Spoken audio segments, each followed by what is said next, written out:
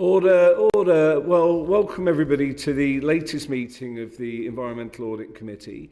As part of our review into Carbon Budget 7, I'm very pleased to be joined by a distinguished panel. I will encourage them to introduce themselves and then we'll go into questions. So if I can start on my left, Mr. Park.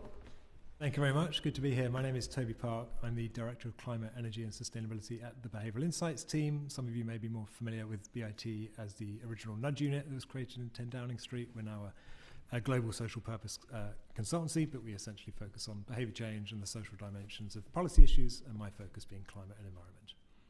Excellent. Thank you, Professor.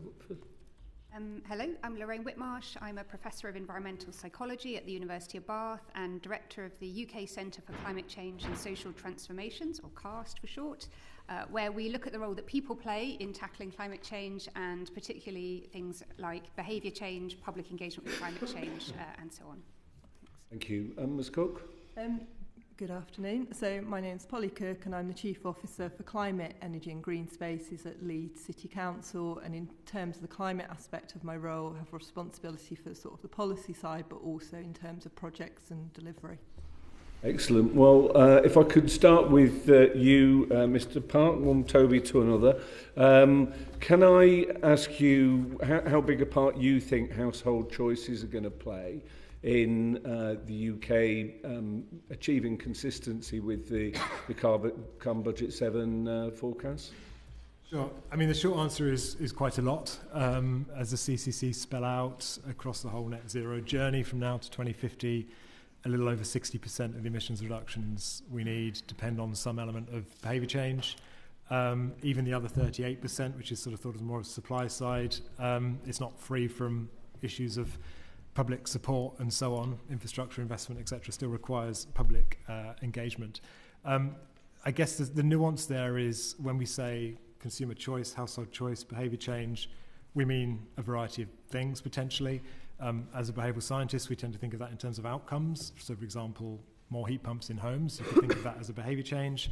But there's obviously a big difference practically, politically, ethically, between, say, depending wholly on direct voluntary action amongst households to go out and buy heat pumps in the world as it currently is, against all the frictions, cost barriers, etc. If you think of that as relying on choice, that's a big challenge, versus, say, addressing those barriers, creating a world in which heat pumps are affordable, the default choice, socially normative, etc.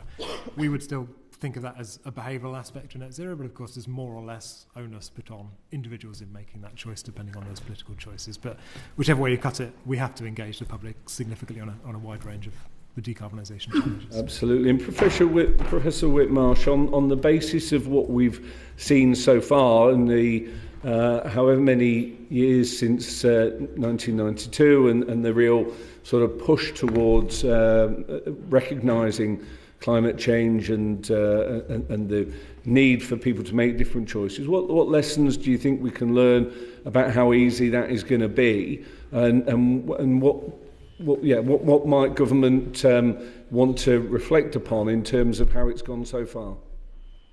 Yeah, okay. I mean, I think there's quite a clear evidence base around what works to change behaviour, and so far how that has, how effectively that's been implemented in government.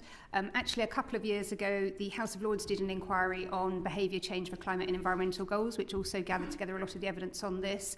And essentially, it's clear, and this is also reflected in the CCC's advice, that the public are broadly do support the need for behaviour change to achieve net zero and wider environmental targets, but that's quite contingent support, assuming that they have help, that it's easier, cheaper, more accessible, more affordable and more attractive for them to make those changes. And at the moment there are significant barriers for them to do those things. So the evidence base shows that you need multiple policy levers to remove those barriers. It also shows that fairness is very important, that the public it's often one of the most important factors that predicts policy support is how fair the public see those measures being. So that's kind of important in terms of thinking about winners and losers and ensuring that people are having a say as well in those policies. So there's, I would say there's kind of quite a lot to show that government hasn't gone far enough to remove those barriers. And do you think that the behavioural change and technology adoption assumptions in CB7 is realistic, given customer confidence, costs associated with new technologies, and where we are right now? Broadly, yes. I think those are realistic assumptions. I think they do reflect the fact that people will not by themselves make these changes when there are very significant upfront costs, that there are many of these changes will require extra time and inconvenience. So those things have to be addressed if people are going to change their behaviour. So that's very much reflected in the advice.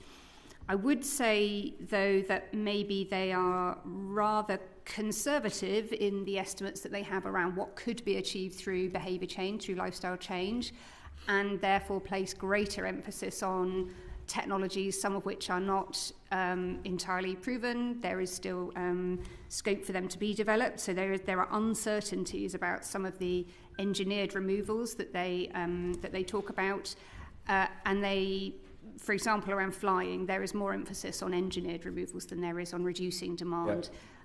So I think that's one area where I think there is a lot of optimism around what technology can do, and maybe a bit more conservatism around what might be possible for households to change. You think government or the CCC could be more ambitious in terms of expecting greater behaviour change if government put the right levers in place? I think that's right, exactly. What they've done is they've looked at historical trends, they've looked at some international case studies and what's possible, what the evidence and theory says, but actually some of these areas are completely unprecedented. So really no government has seriously tried to reduce flying.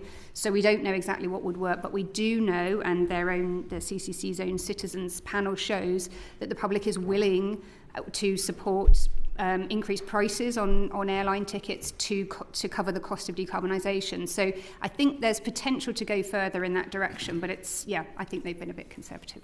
Thank you. Ms Cook, as well as climate and environment-related concerns, UK households also facing challenges in terms of cost of living and health. What do you see as the most significant co-benefits of behaviour change to reduce emissions that should be communicated to the public? So whenever we do anything within the council, we will always lead with the co-benefits beyond the environmental, because we know that the environmental issue at the moment can be quite divisive. So fuel poverty and reduction of bills is a key element that we would lead with any of the housing retrofit schemes we've done, the district heating network that we've installed. We talk about the reduction that individual tenants have found, or house owners. And then with health, when we were looking at our clean air policy for the city, we did some specific focus groups and found that things like childhood asthma had more impact. People were more interested in that than if you talk about, for example, benefits related to things like cancer. Yeah. And actually, talking about clean air within homes, as well as the modal shift, so on our streets, but also talking about actually a nicer place to live, so creating better environments, talking about greener locations, less cars on the street, safer streets, and I think all of those things about the sort of quality of place resonate more, and regeneration. So, can you think of examples of messages you've tried to get across that haven't worked, and where the public have maybe not responded in the way that you expected? And I think because we lead, if you go out with messages like fuel poverty and health, it's quite difficult for people to say actually they don't like those messages. Sure. And we'd always include the carbon savings and things, but we would lead with the co-benefits. And I think we've done that pretty much from day one, so we haven't had that kind of strong reaction. Okay, thank you. Mr Park, what is the most important message to the public in order to increase support for the net zero transition in your view? I don't think there's a case of having sort of one silver bullet, sadly. I think different messages will resonate with different people based on their values, their living circumstances, their means, etc. I guess a general point we can make, though, is that we shouldn't always fall into the trap of assuming we have to talk directly about the climate and the environment. There are lots of good reasons to take steps that reduce our personal emissions that sit outside of that particular motivational factor, be it saving money on bills, be it increasing thermal comfort in your home, be it improving the property value of your home, etc. I think there's also an important distinction to make when you're talking about communications and public support between boosting support for green policy and the climate agenda writ large versus increasing support for individual action that people can take. Those are two quite different things. The former is very much a question of a public good with public costs attached to it. So messages that highlight the public benefits tend to work quite well. So if you want to boost support for green policy, you can talk about the benefits to the environment because people do actually care about the environment. We see that consistently in survey data that even though people may not be taking huge steps in their own life for lots of good reasons, we do care about the environment, we do support on the aggregate pro-environmental policy, but also, of course, you can talk about economic growth, energy security, etc. Big public good issues for public good policies. When it comes down to individual action, you're generally better off emphasising the individual benefits that go along with those actions. So, you can take action in your home and you'll be warmer, you'll save money on your bills, you'll increase your property value, etc. Yeah. So thinking about how those two things match up.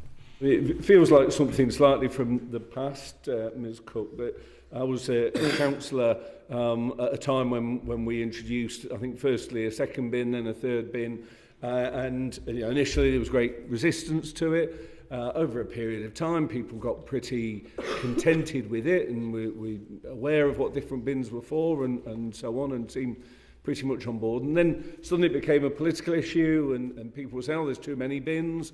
And then the public maybe started questioning it. How important do you think the consistency of message is? And do you find in local government that actually sort of central government maybe give you mixed messages in terms of what they want?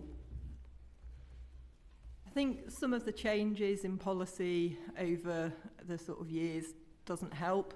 So things like if we take the waste strategy, it's been quite slow coming forward with all the guidance, so there's been lots of headlines and then the implementation of that's been quite slow, and that creates uncertainty for us, but it also then creates uncertainty for our residents. It means we can't give clear messages. And we've had similar with things like solar panels, where there was a big push for putting solar panels on, with the feed-in tariffs. It suddenly went very, very quickly overnight, created a lot of sort of a boom and bust.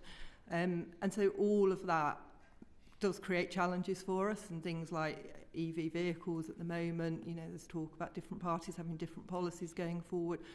All of that makes people step back and think, is it the right thing to do? What's going to change? What's going to be the value of my vehicle? So I think having consistency and having a long-term committed view is probably the most important thing that anyone can do.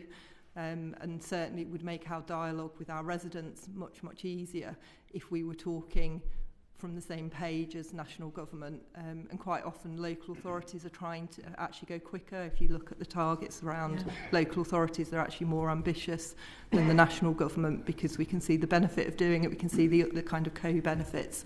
So I think consistency and ambition and bringing those into alignment would be really key. Thank you very much. John Whitby. Thank you, Chair. Question to Mr Park and or Ms Cook. The Climate Change Act and carbon budget legislation has mainly enjoyed cross-party support until now. How do you think that the division over how to respond to climate change will affect the public's perception of it and their support for reducing emissions? Yeah, it's a good question, and it's for those of us that care deeply about this issue, it's obviously a concerning emergent trend, but I would say it's still fairly early days. I mean, if you look at the data that's out there on public support, as I mentioned a few minutes ago, for climate policy and net zero, it stayed kind of admirably robust against many big changes over the last several years through Brexit, COVID, multiple PMs, changes of government, etc., cost of living, Ukraine, and it's still high. But as I say, it's still early days in terms of some of that more contrarian and challenging rhetoric that we are seeing. And we do obviously live in a time with quite a fragmented information space. It's very easy for us to latch on to our own little version of the truth. And so I think in that context, consistency is actually quite important. And I think part of the reason the UK has done so well historically to date on our emissions reduction, part of that is because of the cross-party consensus we've had where it's just not routinely challenged. But it doesn't surprise me that we're getting more of that challenge now. It's not just the sort of zeitgeist and the political kind of mood of the day. I think also it reflects the fact that we're sort of running out of low-hanging fruit on the decarbonisation agenda in the UK. We've done a lot of the stuff that is upstream, doesn't really impact consumers day to day. Most people haven't been aware that we've, significantly removed almost all coal from our system, etc. We're now moving on to the kind of stuff that does actually affect people's lives more directly in households. So of course it's going to become a little bit more politically contentious. I think the other reason consistency really matters is not just sort of thinking about consumers and households, it's thinking about markets, businesses, and particularly investors, because of course without that certainty that ambitious climate change policy is sort of a given over the long term, that very much undermines confidence in investment and so on, which we need to make these transitions. So it is important. It's something I think we've taken for granted for many years, and it's something we should be looking at closely. Ms Cook, anything to add? I think that we can look at the research, like Toby said, and it shows a really positive message. I think the risk is that people don't necessarily feel that message, feel what the research is reflecting. So from a sort of local councillor point of view, or people in the kind of at the coalface, probably the wrong expression to use,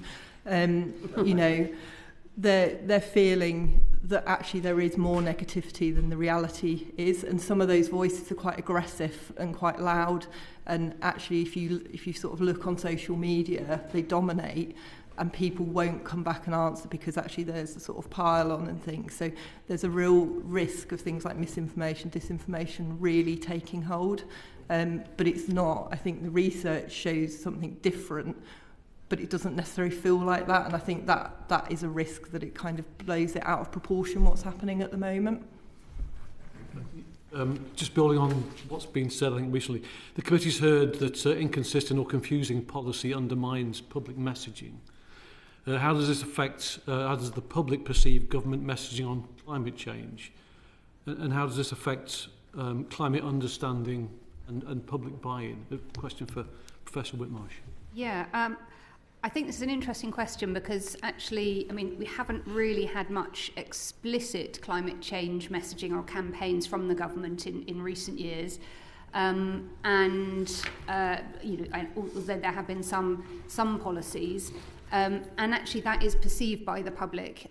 We've done some work to contrast how the public saw COVID versus climate change, and the public inferred the severity of the risk of COVID from the policy response, that lockdowns were unprecedented, that the sorts of changes that we were seeing and that we were being asked to make to our lifestyles were so unheard of that people assumed that this was the greatest risk that we'd ever seen. And by contrast, when we talk to people about climate change and the extent to which that they see this as a serious risk, there is a sense in which they infer that it isn't very serious by the fact that the government isn't going further, and that some of the policies are rather inconsistent around, say, airport expansion or investing in kind of oil fields and so on.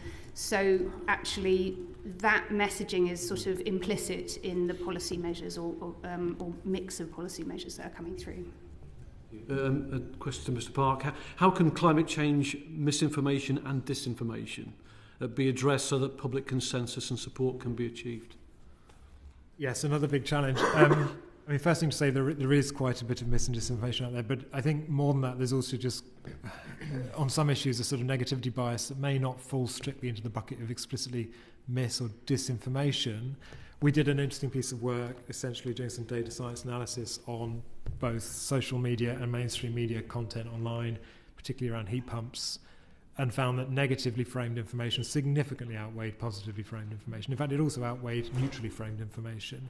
And that's everything from the big broadsheet newspapers to Facebook and Mumsnet and so on. And that's things like just heavily implying negative outcomes from people that have installed a heat pump and so on. We've also found in surveys that, for instance, a clear majority of people don't think heat pumps work in cold weather, they're not well suited to British homes, that you have to replace the battery in an electric vehicle every 3 to 5 years. And of course, if you believe these things, of course you're not going to be supportive of making these changes. So we do need to do more to sort of overcome those negativity biases. And to some extent they're understandable. We all tend to have a bit of a scepticism around new technologies that are unproven and so on. And of course there's often a little grain of truth in some of these claims as well, which is why they're so potent, because of course there are going to be examples where people are not well suited to heat pumps, and those negative stories tend to spread. In terms of how you address it, it is a challenge. There's a lot of good research on dis and misinformation. One thing you generally should not do is to regurgitate the mis and disinformation itself, even in an attempt to address it, because it just increases the exposure to that narrative. I think, going back to the point of consistency, we want consistency of messaging, ideally distributed consistency, so many messengers not parroting the same verbatim thing, but sort of giving the broad, similar sort of narrative. We want trusted messengers. That can mean different people in different contexts. It could be our neighbours, our peers who have had good experiences. It could be boiler engineers who are encouraging heat pump adoption rather than guarding against them, which is typically what we see. It could be credible experts. We obviously want credibility and expertise, but we also want trust and impartiality or aligned incentives from those messengers as well. I think also we can also, in a sense, just focus on the actions we want people to take without necessarily focusing too much on winning the broader net zero narrative. Right? If you want to get heat pumps in buildings, you can talk about bills, comfort. If you want to get electric vehicles on roads, you can talk about performance, saving money on fuel, benefiting from time of use tariffs, etc. We don't always have to win the argument on these actions we want people to take through a broader argument about net zero. We can also go directly to the actions and argue for those for other reasons that really resonate with people's day-to-day lives. You might have just answered my final question as well, so thank you very much. Can I ask a tiny follow-up? You can, yes. I was interested in the very last thing you said there, Toby, about you don't always have to sort of win persuading people to do something for the reason that we think it's a good idea. Yeah. Are you familiar with Common Cause's values and frames work from a good long time, 10 or 15 years ago now, which basically differentiated between extrinsic and intrinsic values, and the danger of appealing to somebody to turn off the light because it will save them money rather than because it's good to save energy, is that you might make that particular behaviour more likely, but you reinforce a self-serving value set in the long term. And what is your response to that? I think you ideally want to try and achieve both. We need to be pragmatic and realise that people might actually be more likely to turn off the lights to save money than to be good for the planet. So that's a sort of almost a slightly ruthlessly pragmatic strategic choice, but at the same time you kind of want to drag along for good measure an interpretation of that behaviour that they've done it for good intrinsic reasons as well, so that you don't create these sort of what we call it negative spillovers or rebound effects on other behaviours and so on. But I think the challenge is if you just go for values and you just try and convince everyone that they should be living life on eco mode for the betterment of the planet, despite all the cost and hassle implications that come with that, we're just not going to get where we need to get to. We have to, some extent, accept and leverage people's own other self-interests, saving money, perfectly reasonable desire, etc., and use that where we can, but try and, at the same time, I guess, couch it in a narrative that we're doing this for good reasons, not just to be, ruthless. Thank you. Ross Savage. Thank you, Chair. So following on in this theme of effective communication, as Mr. Park has pointed out, I love that phrase of contrarian rhetoric. That is a very nice way of putting what's been going on. So in your view, Mr. Park, and I'll also address this question to Professor Whitmarsh, how can the government best communicate what it actually means by net zero and the associated policies and the co-benefits? So we developed a little framework recently, actually, which I'm happy to forward on to the committee if it's of interest, which we call the 4 A's framework. That stands for awareness, acceptance, access, and adoption. And so this is our attempt to sort of lay out what is the strategic function of government communications, or indeed non-government communications around net zero and climate. And it's not just a sort of framework we just plucked out of thin air. Each of those letters is built on quite a bit of evidence on a number of challenges that need to be addressed. So on the awareness front, for example, people broadly don't know what they should be doing. They don't broadly know what government is doing. They don't broadly know what the plan is and how it's going to impact their lives. So there's big awareness challenges there. And when I say people don't know what they should be doing, we actually see a negative correlation between the perceived importance of specific green actions and their actual impact on the environment. So we focus way too much on things like recycling, not using plastic straws, and massively underestimate the impact of changing our heating system, driving an electric car, etc. On the acceptance point, we're talking about acceptance of green policy, but also acceptance of new green technologies. So we go back to the point I mentioned about mis and disinformation and negativity bias. We need to sort of sell these technologies more convincingly, but also sell the policy solutions more convincingly. And Lorraine mentioned things like fairness, which is super important. We've tested dozens and dozens of hypothetical and real climate policies for public support. We see an extraordinarily tight correlation between support for that policy and the perceived fairness of that policy. So that's really, really important. Access, Lorraine also mentioned that there's not actually that much cut through on messaging from government around these issues. We've seen that on specific issues like the boiler upgrade scheme for heat pump grants, the vast majority of people actually don't think there is any financial support from government on heat pumps. They're not aware of it. Yeah. So you're not increasing people's access to a technology if they don't know that the support is there, right? And then on adoption or action, that's where we can, I guess, really introduce the calls to action once we've done all of that groundwork. And we would advise things like using the right timely moments of change. So if you're targeting people as they're moving home, much more likely to retrofit, for example, or if, as they're moving job, maybe they're being more inclined to adopt public transport instead of sticking with old habits and so on. So there's a whole bunch of techniques you can bring in there as well. But that 4 A's is kind of the strategic thing. We need to raise awareness. We need to boost acceptance for technologies and policy. We need to improve access so that people can do the things we want them to do. And we need to then drive action where we can as well. Nice, thank you. Just as a supplementary question to that, do you think net zero has got issues as a sort of branding umbrella for that? Does it actually make sense as a phrase, or can it come across as a little bit technocratic? Talking about this over lunch, do you want to chip in?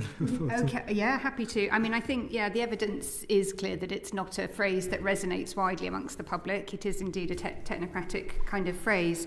And in fact, it is starting to be to polarise as well. So I think, certain kind of voter groups in particular are, kind of react negatively to the phrase. There's a newish report by Climate Outreach on their Britain Thinks Climate segmentation, where they did some interesting comparisons looking at the extent to which the public would support net zero policy. And then they had various other different framings. Just talking about net zero policy, they had about 50% support. The more they talked about in more general terms and brought in co-benefits, so they were talking about climate policy that delivers health benefits, safety benefits, benefits for nature, future generations and so on. So they wrapped in a lot of co-benefits. That went up to 78% support. So I think moving away from net zero is definitely helpful, and particularly talking about some of those wider benefits, the sort of tangible things that Polly's really leading with, those very much more positive, tangible benefits that people can experience. We found, for example, as well, that there's some interesting sort of differences in things like if you're trying to get people to reduce car use, then that is somewhat divisive. There is sort of broad, abstract public support for the idea of not driving so much. But depending on the particular policy, there's very different levels of support. So we've obviously seen high-profile protests against ULEZ, some of the low-traffic neighbourhoods and so on. Whereas school streets, which also are about reducing car use, but very much kind of led at by local communities, very much kind of grassroots initiative, and very much framed around child safety and making streets safer, air cleaner and so on, particularly for young people.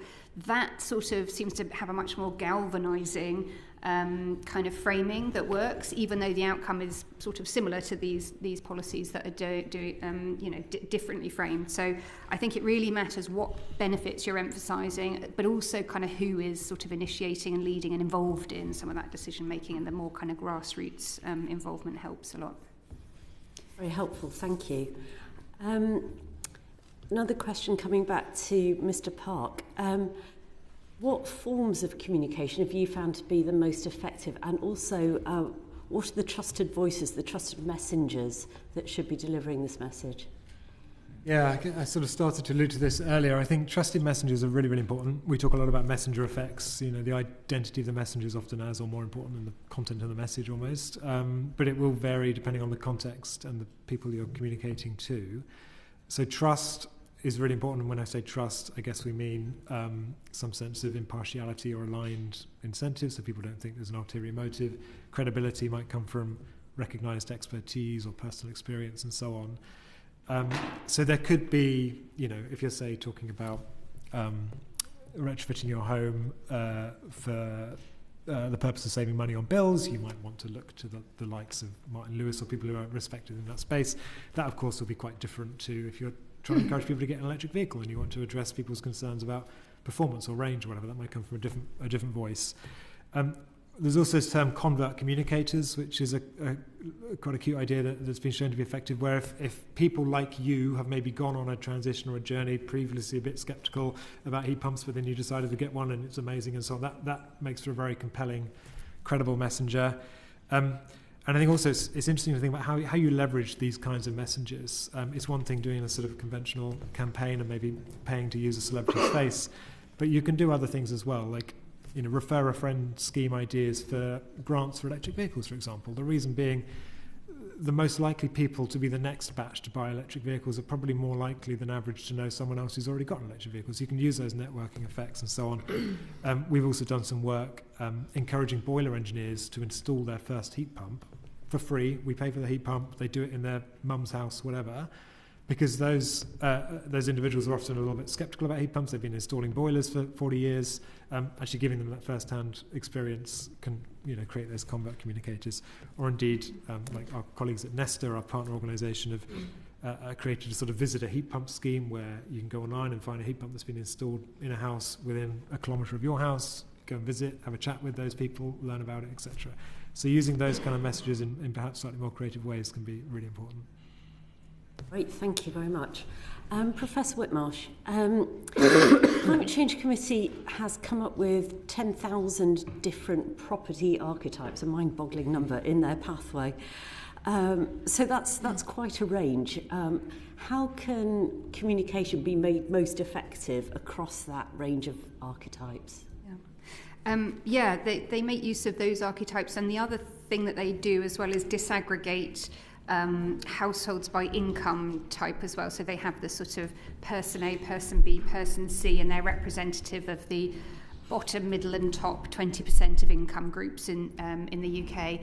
And it's really interesting actually to see not only how carbon emissions increase very significantly the more income increases, but also the composition of carbon footprint within those households. So the emissions from heating and driving increase, but most starkly it's flying. So actually the lowest 20% are not flying at all, the top 20% are flying quite a lot. Dietary emissions don't change very much. I think though disaggregating emissions in that way is really helpful, because we can then see, well, where could policy sort of target in terms of more discretionary sorts of emissions.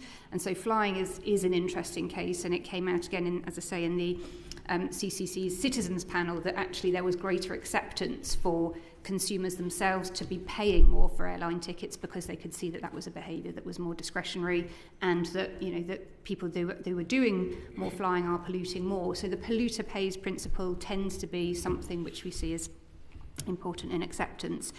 So yes, I think it's important that those income type archetypes help to sort of point the way towards some of the ways in which policy can be targeted. As has already been mentioned, sort of values and motivations vary across different household types, and again, the Britain Talks Climate points to those different motivations. So we can also pinpoint messaging according to what people care about, and so whether that be national security or environment or something else. So yes, I think it is helpful to disaggregate, but equally also to look at what's common across people's very different groups. not least because if we want to convey sort of quite consistent messaging, it's helpful to sort of point to some of these commonalities. So we know, for example, nature, future generations, avoiding waste are frames that work across political segments and across these very different groups of people. So yes, I think it is helpful to look at these different archetypes to be able to pinpoint policies to remove the barriers that these different groups might experience as well, but also look at what's consistent across them. Very helpful, thank you. Mr. Park, was there anything that you wanted to add to that?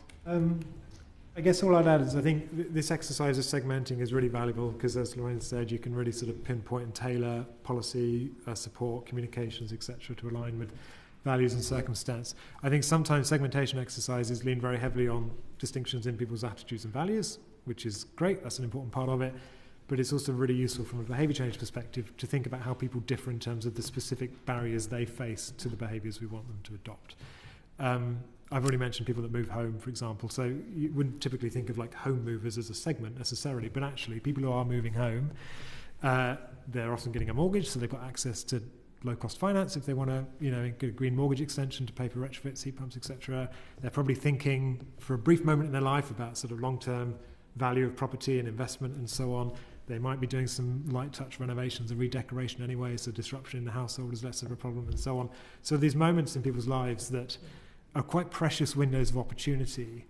And when you realise, for instance, that about 2/3 of boiler replacements are distress purchases, in other words, they happen when a boiler breaks down, often in the middle of the winter, you need to replace it within like 24 hours. You're going to get another boiler because you can't get a heat pump that quickly, then you're locked into fossil fuels for another 15 years. Like, thinking about the sort of sequential process and people's sort of moments in people's lives that actually sort of crack open those otherwise quite locked-in patterns and defaults is really, really important. So my broader point is that there are ways of thinking about segmentation through a more explicitly behaviour change lens than just slicing up the population by sort of attitudinal and income brackets, for example. Thank you very much. So final question from me, and this is for Mr. Park. I think we've already touched on this. There's sometimes a perception that environmental concern is a bit of a middle-class luxury. So how can communication and engagement be more inclusive than that, especially for those groups that often feel vulnerable or marginalised, even though those might be the ones that are most disproportionately affected by climate change impacts? Yeah, I'd be super keen for others' views on this as well. Partly it's about public engagement being genuinely and authentically two-way. It's not just about communicating outwards, it's about listening and understanding circumstances, and that's not just good for the obvious reasons. It also can really increase the quality and effectiveness of policy because you get much greater diversity of ideas and so on, and greater insight into people's lives and circumstances. But of course it also increases mandate because people feel like they're much more included and so on. To somewhat echo my previous point, it's also about understanding how the circumstances of certain groups and populations specifically relate to the behaviours that we're asking them to do. There's no point putting out a sort of national campaign on electric vehicle adoption if that's then going to, people in rural Wales with, no access to reliable public charging infrastructure, or people without off-street parking, so they're dependent on, public charging that's like 4 times as expensive, and they have to carry their baby and their shopping, 600 yards down the road, whatever. So I think just being very sensitive to the particular challenges that certain groups face and sort of tailoring policy and communications that's genuinely supportive and reflective of that circumstance is very important, not just because it otherwise won't be effective, but it can really start to erode support for the agenda at large as well, because it starts to alienate people, it starts to frustrate people. They're being asked to do things that they can't do, or they don't feel understood and supported. I don't know whether others would add to that. Yeah.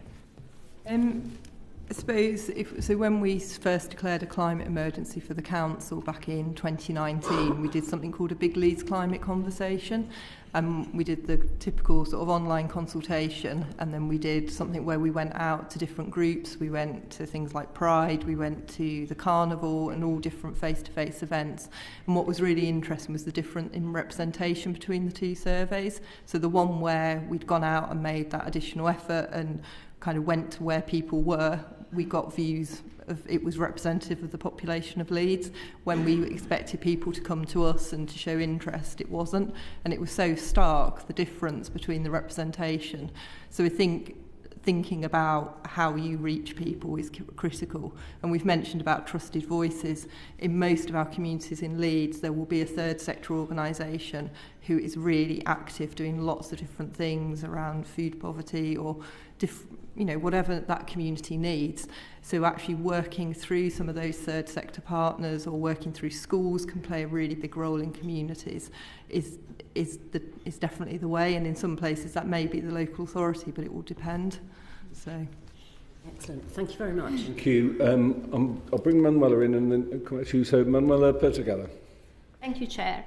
And thank you, panel. So my first question is for Professor Whitmarsh and Ms. Cook, and it's about, in your experience, how does the degree of ownership of policy and the delivery at local level influence sustainable behaviour change? And in your response, Ms. Cook, I would like also if you could address the role of public engagement, which you mentioned, for local authorities to drive forward policies that then will, affect the system change, and whether that could be, public consultation surveys, citizens' assemblies, workshops with stakeholders, groups, and so on. So thank you. Would you like to go first? Okay. Yeah. So I think when you look at a lot of consultations within any council, and Leeds is no different, the level of response you get can be quite poor, the same as you'd get with national government responses.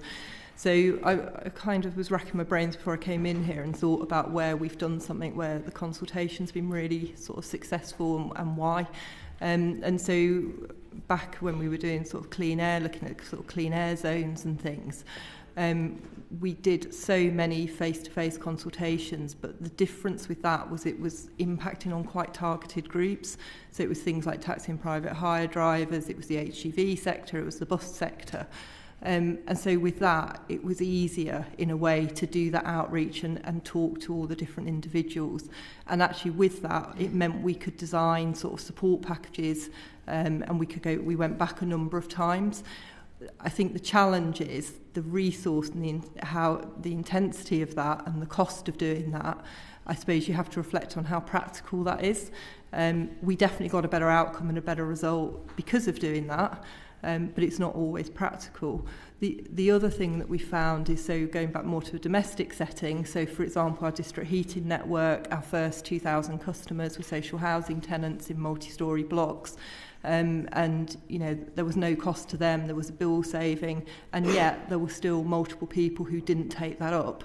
And that will be because of difficult lifestyles, not being able to understand it, different things. But actually what we found is we then had to follow up with like a housing tenant engagement officer almost being permanently sort of supporting some of those tenants and supporting the installation. So it's not necessarily always about the upfront communication and engagement. Sometimes it's about how you implement and having that ongoing support. And I think we need to recognise that in terms of, we can put something in, but then if nobody uses it, there's no point. So we need to make sure that we've got enough support for residents and things when we're making some quite big changes sometimes to their lives. Yeah, thank you. I think I agree. I think there's a lot of the evidence suggests that at the local level you get potentially more trusted messengers through, and that could include local authorities, but also community groups and others who can then work with communities to identify the specific issues that are affecting that group, and that they will then be more willing to be involved in the process of policy development and delivery. So local citizens' assemblies, citizens' panels are really good examples. And I was involved, for example, in the Bath citizens' panel on sustainable transport. And by involving the local citizens much more directly in the development of transport policy, the local authority then felt more emboldened to go further in terms of some of the things that they're proposing to do. So I think it does help to build kind of a mandate, but also to get kind of buy-in at the local level. Some of the work that we did as part of the Access project similarly talks about kind of mid-level actors. So there's only so much that top-down government can do, and similarly sort of really grassroots actors can do.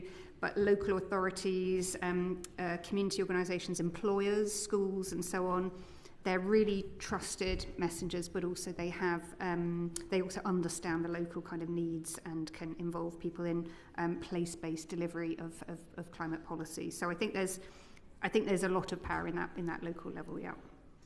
Thank you. So, and my next question is for Ms. Cook and Mr. Park. I think Ms. Cook has mentioned this before about consistency at national level.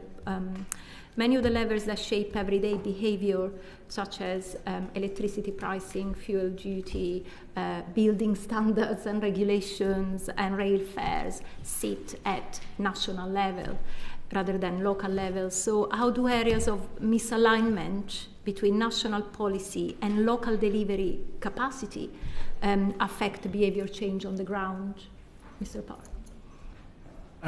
Sure, I might respond to that in a sort of broad brush way. I think with any behaviour change initiative, any kind of public engagement effort on climate behaviours, you need some kind of touch point with the consumer. Like, at what point does the consumer interact with the communications campaign, the policy, the public service, the new incentive, the nudge, whatever it might be? And sometimes that just makes sense that is at the local level. Sometimes it has to be at the national level. I think that's sort of unavoidable. Sometimes it's not government at all. Sometimes it might make most sense that it's delivered through supermarkets or high street banks or mortgage lenders or whatever. So a huge part of the strategy needs to be building a sort of consortium of partnerships for delivery of these initiatives. And I mean, I think your question in a sense answers itself. There are really important national policy instruments and regulatory standards that need to, of course, change in order to drive widespread behaviour change. But some of the delivery down into the nuts and bolts might well be better done at a local level. If you think about something like heat pump adoption, you of course need market mechanisms that are national. You of course need perhaps changes to electricity prices relative to gas prices and so on. But then when it actually comes to rolling this stuff out, there's still going to be a huge advantage to perhaps having more almost like street by street level, community level rollout, so you can benefit from collective action and so that you can give people at the local level the support that they want, the advice that they want. So it kind of needs to be, I think, a combination of everything. I think I've probably said earlier, that misalignment is not helpful at the moment. The change and the uncertainty is not helpful. And I kind of echo what Toby said, and I think some of the examples that were given, things like Future Home Standard, the uncertainty over that, the impact that has on our own planning policy, that keep being delayed doesn't, we can have all the ambition in the world, we've got all developments coming through. So getting some of those policies over the line, I've talked about the waste strategy and the time it's taken for that to come through to implementation. All of that just it causes sort of wasted work as well when local authorities are not kind of a flush with cash. So actually kind of having a direction and getting there quickly, I think is helpful for all of us. And that takes me to my last question to you, which is about funding really. To what extent do local authorities currently have the powers, skills and sustain funding to deliver behaviour change at the scale that CB7 assumes? So powers is an interesting one because I don't think there's anything stopping us doing the sort of behaviour change campaign. I suppose what I'd say is we have no statutory responsibility to do it as a local authority, and what that then means is when you are looking at budgets and you're looking at where you're going to prioritise, we're going to prioritise looking after vulnerable children and adults, collecting the bins, looking after, there are certain things like swimming lessons that are a statutory responsibility. Climate change doesn't feature anywhere, and it's been one of the big campaigns of the LGA, the Local Government Association, that actually that is a missing part at the moment. So it's not a power as such, but a statutory responsibility, I think, would change that sort of dial on that. In terms of skills, actually, I speak for Leeds. We're the second biggest local authority in the country, so we are lucky in the sense that we do have a lot of really competent people. We've done a lot of really large-scale delivery in terms of transport schemes. That's not necessarily replicated across all local authorities. Some are obviously a lot smaller. But from a Leeds perspective, we do have the skills. What we don't have is the funding that goes with it, and that limits what we can do, especially around things like behaviour change and campaigns, because when you're having to choose about looked after children or actually running a comms campaign, I'm pretty sure where most people in the room would know where that's going to fall. So the funding is a massive issue. But if somebody was to say, you've got allocated money to do this, yes, we absolutely could do it. Thank you. Thank you. You still wanting to come in? Yes, Julia Buckley. Yeah, a very quick comment from your previous discussion around the communications. I was really interested, Mr. Park, when you mentioned about the timeliness of change, that if we're asking at the wrong moment, it's not convenient, and so consumers aren't really open to that change. But I wondered if the opposite is also true. So this committee, and I guess in your work as well, have also done completely separate work about flooding, and so it's easy to get into silo working, isn't it? When we visit and talk to residents who are flooded, there is no doubt in anybody's mind that they are flooded more often now because of climate change. So at that time, when we're discussing flooding with them, we are all in the room discussing how we can help them prepare for more flooding because of climate change. And I guess that would also be true when we had those really high heat waves last year, the year before. And so I'm wondering, is it also the case that there are these sort of spike moments when residents are experiencing directly those impacts and they no longer contest them, even if they disagree with everything else, and that it might be that preparing some campaigns for those moments which say, we know you've been affected by this consequence of climate change, here's a list of some others that might affect you in your area, and how can we help you with some adaptations or retrofit, because we recognise, because of your geography or demography or whatever, that you are disproportionately affected by the increasing prevalence of climate change. And I wonder, is that sort of a door we could push on? Definitely, yes. We've done quite a bit of work on timely moments of change, and I know Lorraine has as well. We're happy to forward you some reports on that. But I think when we define a timely moment that's ripe for sort of intervening and trying to encourage people to adopt green behaviours, it can be something endogenous to their lives. It can be like, I've moved home, I've got a new job, I've had a baby, etc., which triggers perhaps a disruption of established habits and norms, and there's a brief moment of opportunity where people might be thinking afresh about their decisions, or you can encourage them to think fresh about their lifestyles and so on. But it could equally be an exogenous shock like a flood or some kind of event that sort of heightens awareness on a particular issue. We talked earlier about COP26 not being fully leveraged perhaps as much as it could have been to create a moment of national conversation around what people can do in their own lives. So absolutely, I think these are all good examples of... So your first sets of examples are individualised and completely randomised and dispersed. Yes. The second sets are geographically larger groups of people, so exactly. You can in one moment hit thousands of people who are all agreeing with each other, and if you needed to retrofit, all live in one space in similar types of homes and so on. Yeah. I might just say, I agree definitely with the principle. I think it's our research shows that actually being affected by climate change doesn't necessarily make you more open to mitigating climate change, while it might make you much more open to adapting to the impacts. And I think so using those timely moments to encourage people to adapt to climate change definitely makes sense. I think it might be more of a stretch to expect people to then necessarily buy into mitigation during those times. So I think we might need to be looking for different moments of change that resonate more with, say, retrofitting. So it could be moving house or something. So, but yeah, in principle, yes, but the mitigation adaptation link is not very strong. Oh dear. To give you a little concrete example, we did some work in Portland encouraging people to take up a cycle share scheme in Portland. And we found that people who had just moved home were 4 times as likely to take up the scheme when encouraged than people who already lived in the area. So this is in response to a very low-cost sort of leaflet campaign. So they essentially get a 400% boost on effectiveness just by targeting people at the right moment, for free. There's no additional cost to doing that. It makes a big difference. Thank you very much. Sarah Gibson. Thank you. Thank you, panel. We're interested to try and assess whether sort of today's energy, transport and other everyday systems are still defaulting households to their higher carbon choices. And even if they wish to change, how do you think that's going to mean, what's that going to do for the delivery of the Carbon Budget 7? I'm aiming this mostly at Professor Whitmarsh. Yeah, I'm delighted you're asking this question about the sort of default and sort of wider systems, because we know that actually it is fundamentally these systems that are shaping people's choices. And defaults in particular, we know that basically people will tend to go with the default. It's the easy option.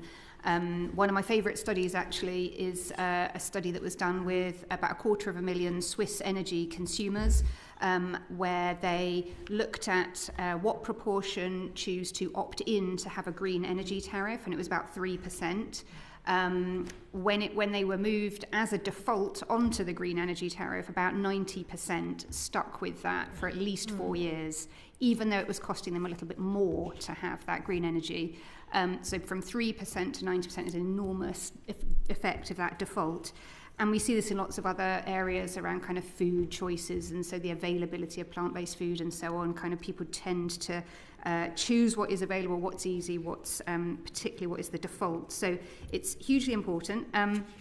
And at the moment, the current systems are tending towards the default being the higher carbon option for most people. So we know this from lots of things like the DESNES's attitude polling that they do, that they show that people are doing and are willing to do things that are essentially quite easy. So recycling, well over 80% of people are recycling, happy to keep doing that. The things, and Toby's already mentioned this, the things that are really difficult are those things that are more impactful, and people are much less willing to do. So versus 87% who are recycling, only 41% are choosing to take public transport over driving. So it makes, but that would be much more impactful. And we see this, there are so many other examples. The upfront cost of heat pumps, of course, makes them less attractive than gas boilers. Electric vehicles still more important, flying often much cheaper. There are just endless examples, I think, of where really the system is in favour of the higher carbon option. And that's going to affect the ability of the Carbon 7 budget to deliver?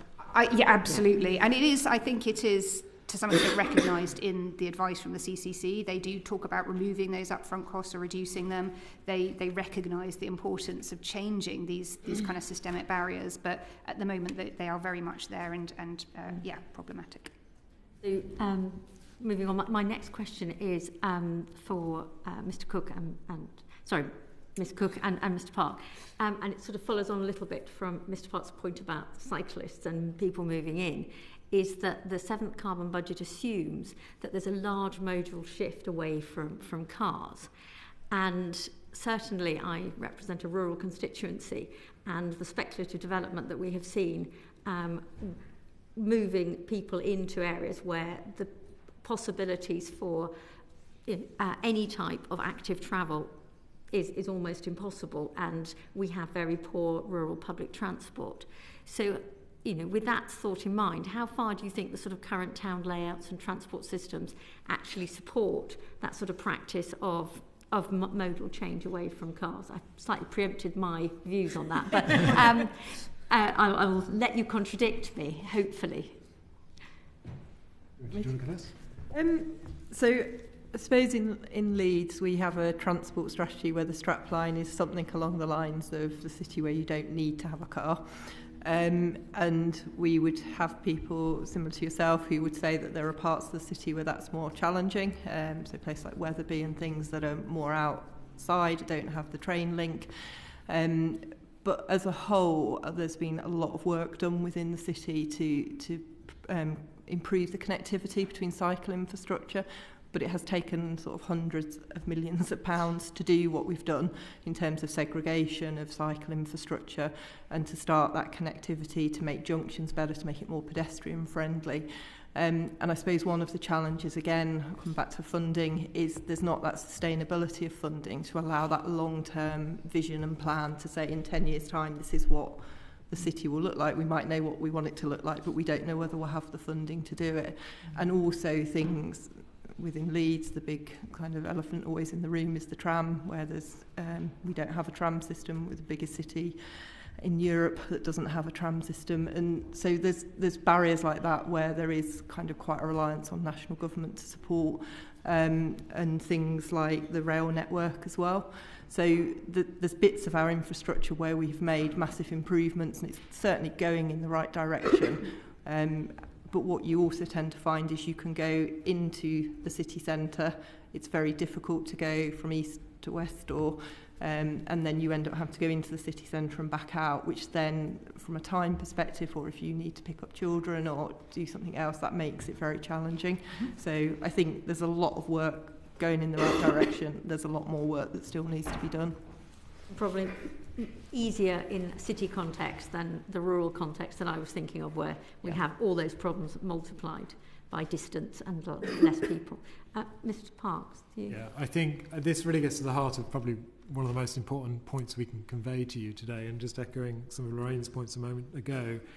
If there's one core lesson from applied behavioural science in the last 10, 20 years on this topic, it's that our behaviour is shaped far more than we tend to realise by our environment, the context, what's easy, what's cheap, what's socially normalised, etc., than it is by solely our own individual sovereign agency and preference, right?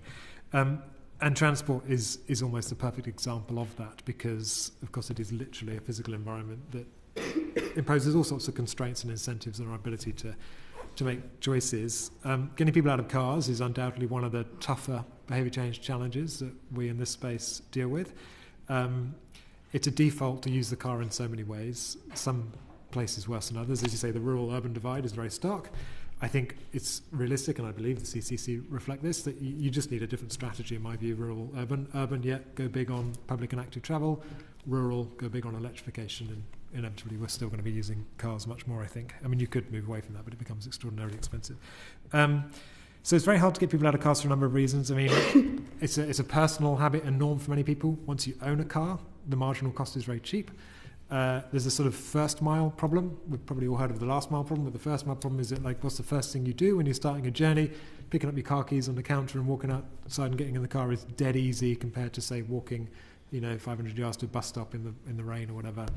But obviously also the incentive structures within the place you live. Public transport is often perceived as quite costly per journey, perhaps unreliable, perhaps unsafe at certain times of day or in certain areas. It's not as private, it's not as comfortable and convenient, and so on. So we're sort of up against a lot when we want to get people out of cars. So I think really what the evidence shows is that softer interventions like communications and so on have very, very little effect. You need a combination of a very compelling carrot and a bit of a stick as well. The carrot might be, unfortunately, a lot of investment in much better, more reliable, affordable, convenient public transport and active travel systems. Even with that, if you're already used to using a car, that's still a tempting option, so you might also need to introduce some kind of road pricing, some kind of disincentive on car use as well, potentially restrictions on free parking at workplaces, that kind of thing. And the combination of that can work, but if we're going to be ambitious on modal shift, unfortunately there's not a really easy, light touch solution that I'm aware of. So. Thank you. And just finally, the Carbon 7 budget really depends on this sort of rapid scale up of low carbon heating, which you've talked about before. And how far do you think installer availability, planning systems and uneven local authority capacity, Ms Cook, I'm sort of aiming this particularly at the knowledge that you will have on this. How much do you think that local authority capacity currently limits what can realistically be delivered, and how can that delivery be supported at a local level? So I think, just taking the different elements of that question, the planning system, I think there was a big improvement last year in terms of the move to permitted development. That was a massive barrier, especially with the 2/3 of distressed boiler purchases. Planning wasn't realistic, so that's a really big step forward. In terms of local authority capacity, it's interesting, isn't it? Because actually, what is a local authority's role in it? So today it has been where there's been grant funding or our social housing. Our social housing capacity isn't an issue because we're having to maintain and do that work anyway, so it's just a change. In terms of the grant funding, again, that isn't an issue because we kind of gear up to whatever the grant funding that is available. One thing I would say, though, is that there are still some issues with the way some of the grant funding is designed. So really, really pleased that we've seen longer settlements, we've seen 3-year settlements, but what we're still seeing is restrictions on every year, so capital that's not spent in year having to be handed back.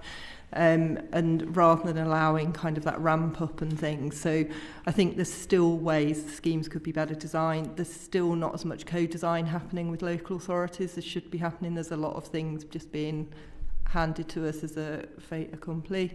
And I think you're losing some of that expertise and also that kind of opportunity to do more area-based scheme. And when we talk about behaviour change, actually the best way of doing change is doing area-based, because once you've seen what your neighbour's got and they talk to you, that peer-to-peer, and we have got really good examples in Leeds of a Holbeck external wall insulation scheme where actually, you know, landlords didn't want it, then they saw what it had done to the property and the regeneration value, and then came forward. We've already talked about district heating, where when people realised how easy it was and it was warmer and the bills were cheaper. So actually area-based has a really big role to play. Probably the biggest barrier is still the quality, capacity and skills, and especially when you see that ramp-up curve in terms of the carbon budget. You know, 450,000 a year by 2030. You know, there's got to be a real big shift in terms of the market at the moment, and also the quality of the market and some of the sort of trust mark and checks that go on. We're still seeing too many stories about rogue traders and things, and that really needs to be clamped down on. We talked about the kind of overweight, you know, too much negative press. The way to stop that is to make sure we're getting quality installs. And as a local authority, I would say that, you know, most of our installs are of a better quality because we put those checks in ourselves, we do those checks and balances, and if there are issues, we go back, we correct it, so nobody's ever left in an issue, and that isn't true of what's happening across the country. So again, that would be another real support. Something that local authorities can do, but it's much more difficult for a private individual and therefore needs to be controlled centrally. Thank you very much for the questions. Well, thank you very much indeed. So, Mr. Park, Professor Whitmarsh and Ms. Cook, thank you very much indeed for the evidence you provided to us. It's been very thought-provoking and interesting. We'll bring this first panel to a close. Order.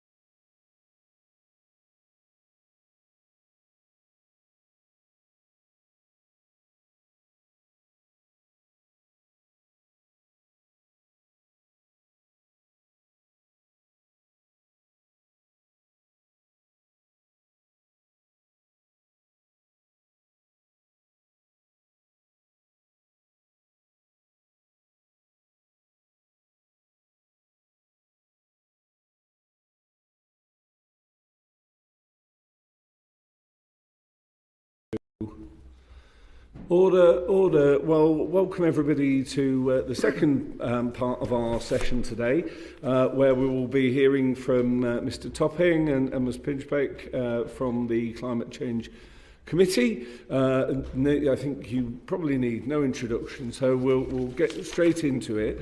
And I'll invite you to tell us who you prefer to answer each question, really. So.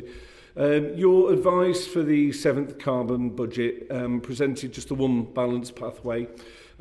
Previous iterations have suggested multiple different pathways. What was the evidence that led you to take this more singular approach?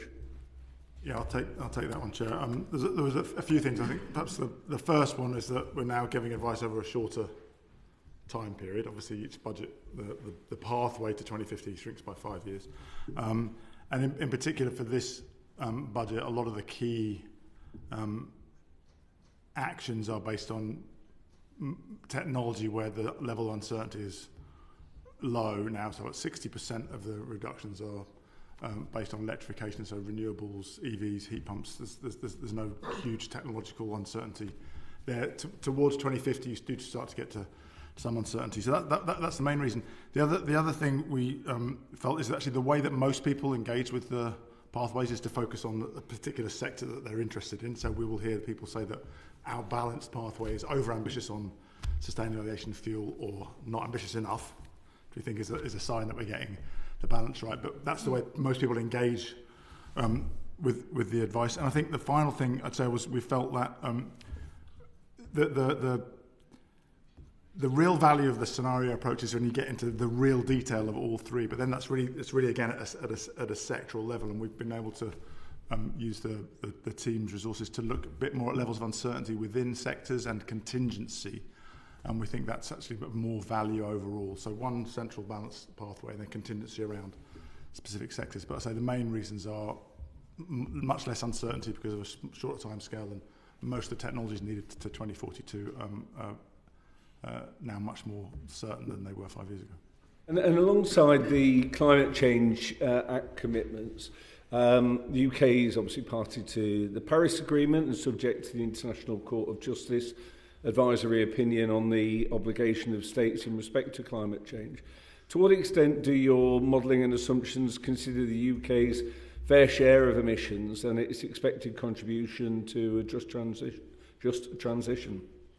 Of course, our mandate is around the pathway to net zero 2050, but in our additional advice, which we're asked by the Secretary of State to give on the level of ambition for the NDC, which is and really relevant to the multilateral process, we do consider those kind of international fairness issues. Our assessment is that the balanced pathway, which of course is the same analytical underpinning for the CP7 advice as for the NDC advice, does represent a fair and ambitious contribution to global efforts.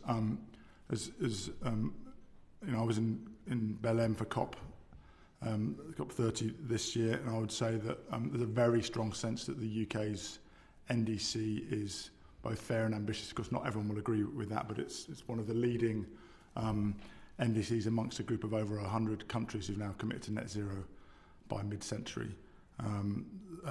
And I'd say there's a couple of data points that are worth looking at. One thing which we look at very closely is what does our NDC imply in terms of per capita emissions. That's a good benchmark of fairness. As you know, the definition of fairness is contested depending on how much you consider historical and current. But on that metric of per capita emissions by 2035, which is the end date for our NDC, obviously the beginning point of the CB7, we're at 2.6 tonnes per capita, which is the average global per capita level of emissions needed to be on a Paris compliant pathway. So again, we think that it's both ambitious but fair.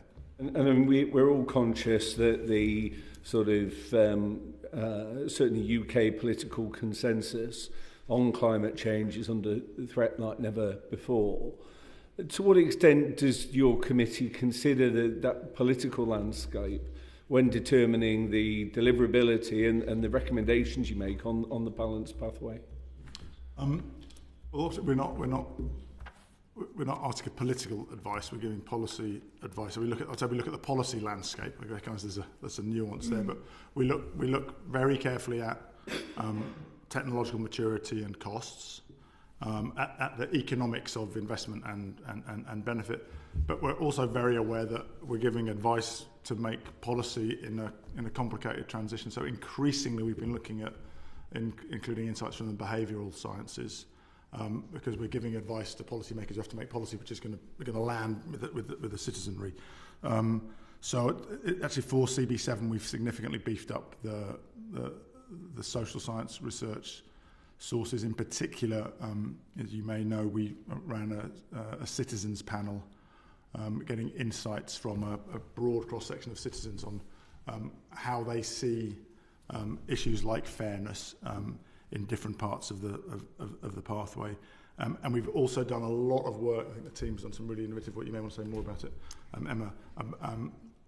Looking at different archetypes of households, because obviously there are many, many different types of household, and the way that this transition affects them will be very different. So those two things, the citizens panel and the archetypes, have been two ways in which we've beefed up the kind of behavioural insights that we've then included in the overall achievability assessment of the pathway.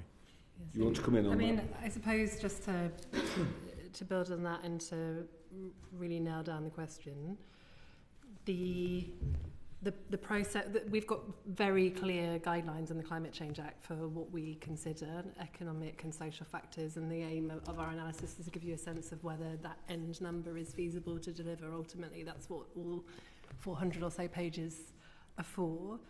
But each time we do the carbon budget, it's in a different context. Nigel's talked about, for example, clearer technology certainty, because we're a way through the transition than maybe for the first carbon budget. But we're also, the committee is also seeking to give you additional advice that is useful for the period that we're in right now. And so for this carbon budget, we did additional analysis on distributed impacts. It's 12 different types of household, 15 different types of farm, and the farming advice. So you can see not just what the central pathway means for a typical household, but what it means across different kinds of household or different kinds of farm across the country. That's obviously useful in a context where people are talking about the cost of living and fairness. And similarly, there is an increasing debate about how the public think and feel about net zero, and hopefully the additional information we've been able to give you from what is quite a sophisticated process working with the citizens panels is useful in both the mitigation and in the adaptation advice to come. I mean, you on issues like aviation, demand management, your previous advice was that elements of demand management were going to be necessary for any kind of expansion to be in line with climate goals. The government seem reasonably uninterested in that and banking a lot more on technological and other developments. I mean, can you provide assurance that the political weather is not going to influence your factual response, and that you are going to be willing to sort of stand up and say, hang on, we don't believe that if it is the case that the government's approach is one that is going to get them on target? Can we be confident that you're going to hold the line here? I think that one's for you. Absolutely. I mean, that's a big part of our function in our annual progress reports, which will continue to call out where government policy is in line with the legislated ambition and where it's not. And you'll know that those reports historically have quite a lot of red and amber on, and we'll continue to do that. On demand management, I think it's worth saying we do consider demand management. We have, I said, 60% of the reductions in the period to CB7 are electrification, 22% are from demand management, which is about half efficiency and about half behavioural changes. You allude to aviation. We have very significant demand management constraint in our assumptions. We assume roughly that demand stays flat to 2035 before there's any benefit from real deployment at scale of sustainable aviation fuel, and then we have demand increase of only 10% by 2040, whereas the business as usual baseline is demand increase of 45%. So we're deploying, we're deploying multiple ways of presenting a balanced pathway, so sustainable aviation fuel and some demand management assumptions. And I think we've been asked, as you know, to give some specific advice on the Heathrow expansion. I don't want a sort of a detailed response because we're going to go through different elements of policy. But the most recent budget, just as an example, once again froze fuel duty whilst introducing a new tax on electric vehicle use. I mean, is that consistent with what you're expecting in terms of the projections you've made, or have you called that out as a misstep? I realise that this is an answer that we always love when we give it, but the progress report is the time that we comment on government current policy.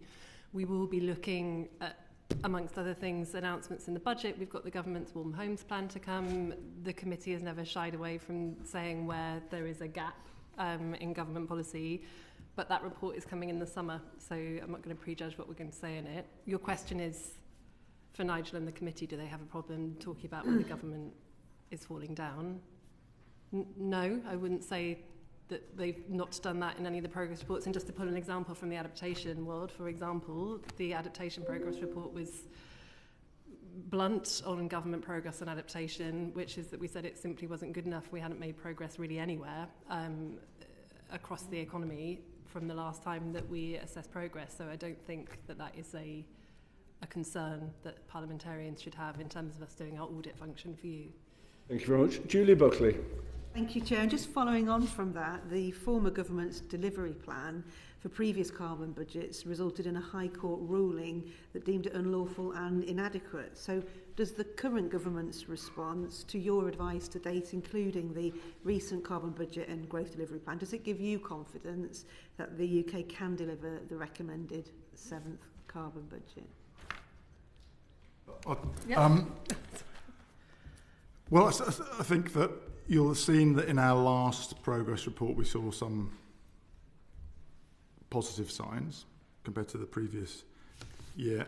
As Emma says, we'll give our really detailed reflections on the full range of policies, and particularly we'll be looking at some of the areas that we highlight in our top 10 recommendations. We have been encouraged with some of the things we've seen in the delivery plan and the budget, particularly removing some of the policy costs from electricity. You'll know that's been our number one recommendation. We know that the actions so far haven't gone far enough. We're looking forward to the Warm Homes plan to see in real delivery. So we know that CB7. We know that CB7 is deliverable because we've done the analysis to say it's deliverable. The question really is whether the policy ambition matches that, and that's the job of our progress report. I think from memory, last progress reports we assessed 61% of the emissions being covered by no or low levels of risk. So we'll be looking to see that number go up significantly this year. And on the basis of what we've seen so far, we'll be confident it will go up. Quite how much, I don't know.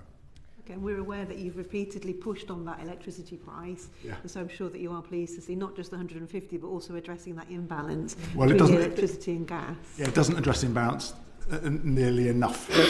So it will reduce bills, but it won't address the balance enough. What more do you want to see? What's the missing piece? Well, I think we did some estimates in the last progress report about just how much could be taken off electricity and either put onto the exchequer or distributed to general taxation and gas. And it's quite complicated to work out because there are other things going on at the same time.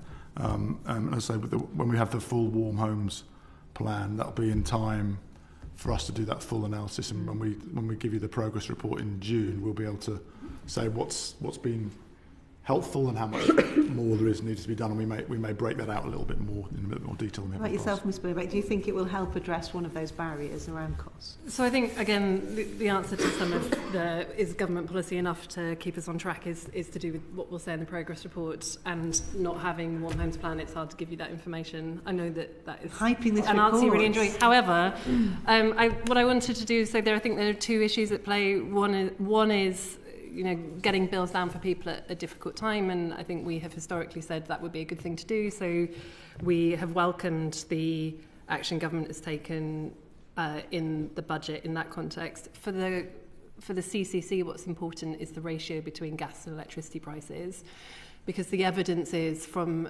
other markets where they've had a successful rollout of particularly heat pumps, but also other electric technologies, which are core to the 7th carbon budget pathway. That evidence suggests that a critical factor in success is a ratio of electricity to gas prices of no greater than 3 to 1, and it's higher than that in the UK. We will say more on whether or not we think we've achieved that ratio once we've seen the full suite of government policy proposals after the Warm Homes Plan. On what they've announced to date, I think we're signalling that we need to see more in terms of that ratio between electricity and gas. Okay, and then just finally, Chair, the Budget and Growth Delivery Plan also assumes that wider factors and these cascade effects will themselves contribute almost 125 million tonnes of reductions over that carbon period. Is that a realistic assumption? And what cascade effects will have the most significant impact on the emissions? Again, we're planning on giving you a full readout of the carbon budget growth and delivery plan in the progress report in the summer. One thing to say is they have modelled cascade effects, or they've taken a slightly different modelling approach to us. So one thing we're doing is to talk to the department about how they've come to model those cascade effects, the assumptions that they're making, and we're doing that work with them to be able to give you a view in the spring, but we don't have an immediate like for like. Having said that, it is very reasonable, given what we know about how people adopt technologies, to assume things will not necessarily be linear, that there will be things like cascading effects. And if you're not clear on what those are, the government quantified 2, for example, feedback loops. One where they looked at time of use tariffs, and that then kind of leading to more adoption of new technologies or increased abatement. But the other they looked at was if you get an electric vehicle, you might be more likely to get a heat pump, you might be more likely to get a battery if you have access to those technologies. It's not an unreasonable thought process. So on the surface of it, it's not an unreasonable assumption. Actually unpicking what's behind the exact abatement will take more work from us, and we will give you some more information on that in the summer. Lots of promises there, Chair, for an exciting report. An exciting progress report. Okay, yeah, we're all looking forward to that one. Thank you, Barry Gardner. Yes, Ms. Pinchbeck, last time we spoke at this committee, I challenged the CCC on its approach to SAF. Yes. And then you said what you've just said to my colleagues now, I'll tell you next time. So now is the next time. And I want to push you a bit on this. Broadly, the committee's received evidence so far that says the balanced pathway is optimistic, it's over-reliant on nascent technology, and it says particularly for aviation. So we're talking about direct air capture, SAF, sustainable aviation fuel, and BECCS, biomass, and carbon capture with it.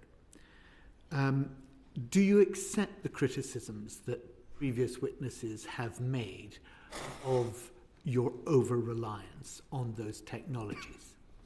I'm very happy to answer that, but we thought now you have Nigel, and he was here when the aviation advice was being developed. It might be a good question for him.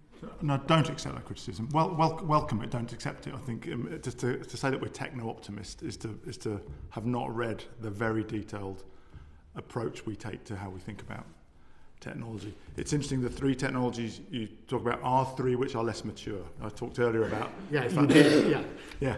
And I accept what you said to the chair earlier, but here, I think there are real question marks over BECCS and over SAF that never mind DAC. Yeah, so again, we tend to think about technology in 2, but those that are more mature and less uncertain, where we're very much relying on evidence of learning rates, this famous Wright's law, like how quickly the costs come down with deployment, to things like, which is one of the reasons we're so confident on EVs, because we see battery prices continue to come down, sticker price parity reached, and our modelling suggests that we'll get to over 90% sales market share by 2030. On the technologies which you talk about, there's much more uncertainty because they're earlier. So they tend to be relevant towards the end of the pathway, and not so relevant in terms of volume terms in the 30s, towards the end of this budget period and the pathway. And what we do there is we only include technologies which are at least past technology readiness level 6, and we make sure we keep optionality. Like, we don't bet and gamble that one. So in all of those, you'll find that we've included in our pathway multiple ways of mitigating those emissions. So maybe, behavioural, technology, and others. So I know you've got to go and vote now, so we can come back to that. I'm happy to come back to that. The critical moment, but we'll resume. But I would note that on SAF, for example, I know that you've also had people saying that we're not being ambitious enough. So the government's saying that. Right. Their estimates are higher than yours. But people in the industry disagree with them as well. But okay, well, because we do have a vote now, members will have to go and vote, and we will return to the scrutiny with Mr. Gardner in a moment. So the sitting is suspended. Order.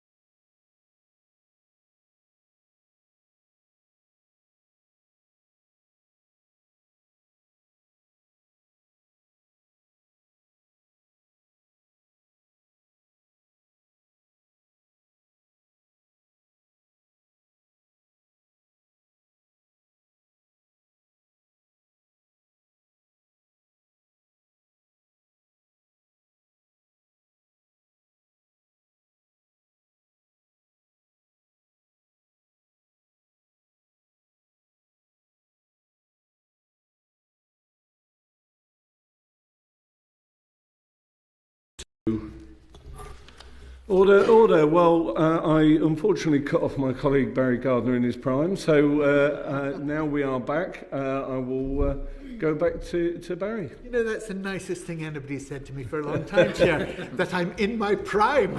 Yeah. I thought I was well past it, but there we are. Mr. Topping, look, we're dealing with these, what you have admittedly said are the riskier elements. Direct air capture, sustainable aviation fuel, and BECS with carbon capture. 60% of the engineered removals, like BECS, that you've talked about there, are allocated to aviation. That's 13 megatons of CO2 equivalent by 2040. That's in your balanced pathway. Now, that seems risky in that the engineered removals are, as yet, as you admit, risky and unproven, and unlikely to be at the scale required in the timeframes that we may need them. But it also has ramifications for the other elements of the balanced pathway that we might need to use those emissions reductions elements for. So it seems to be to allow aviation growth and not alienate government that you've gone down this line. And that's, I think, the primary accusation that people are making. That you've seen where government's going.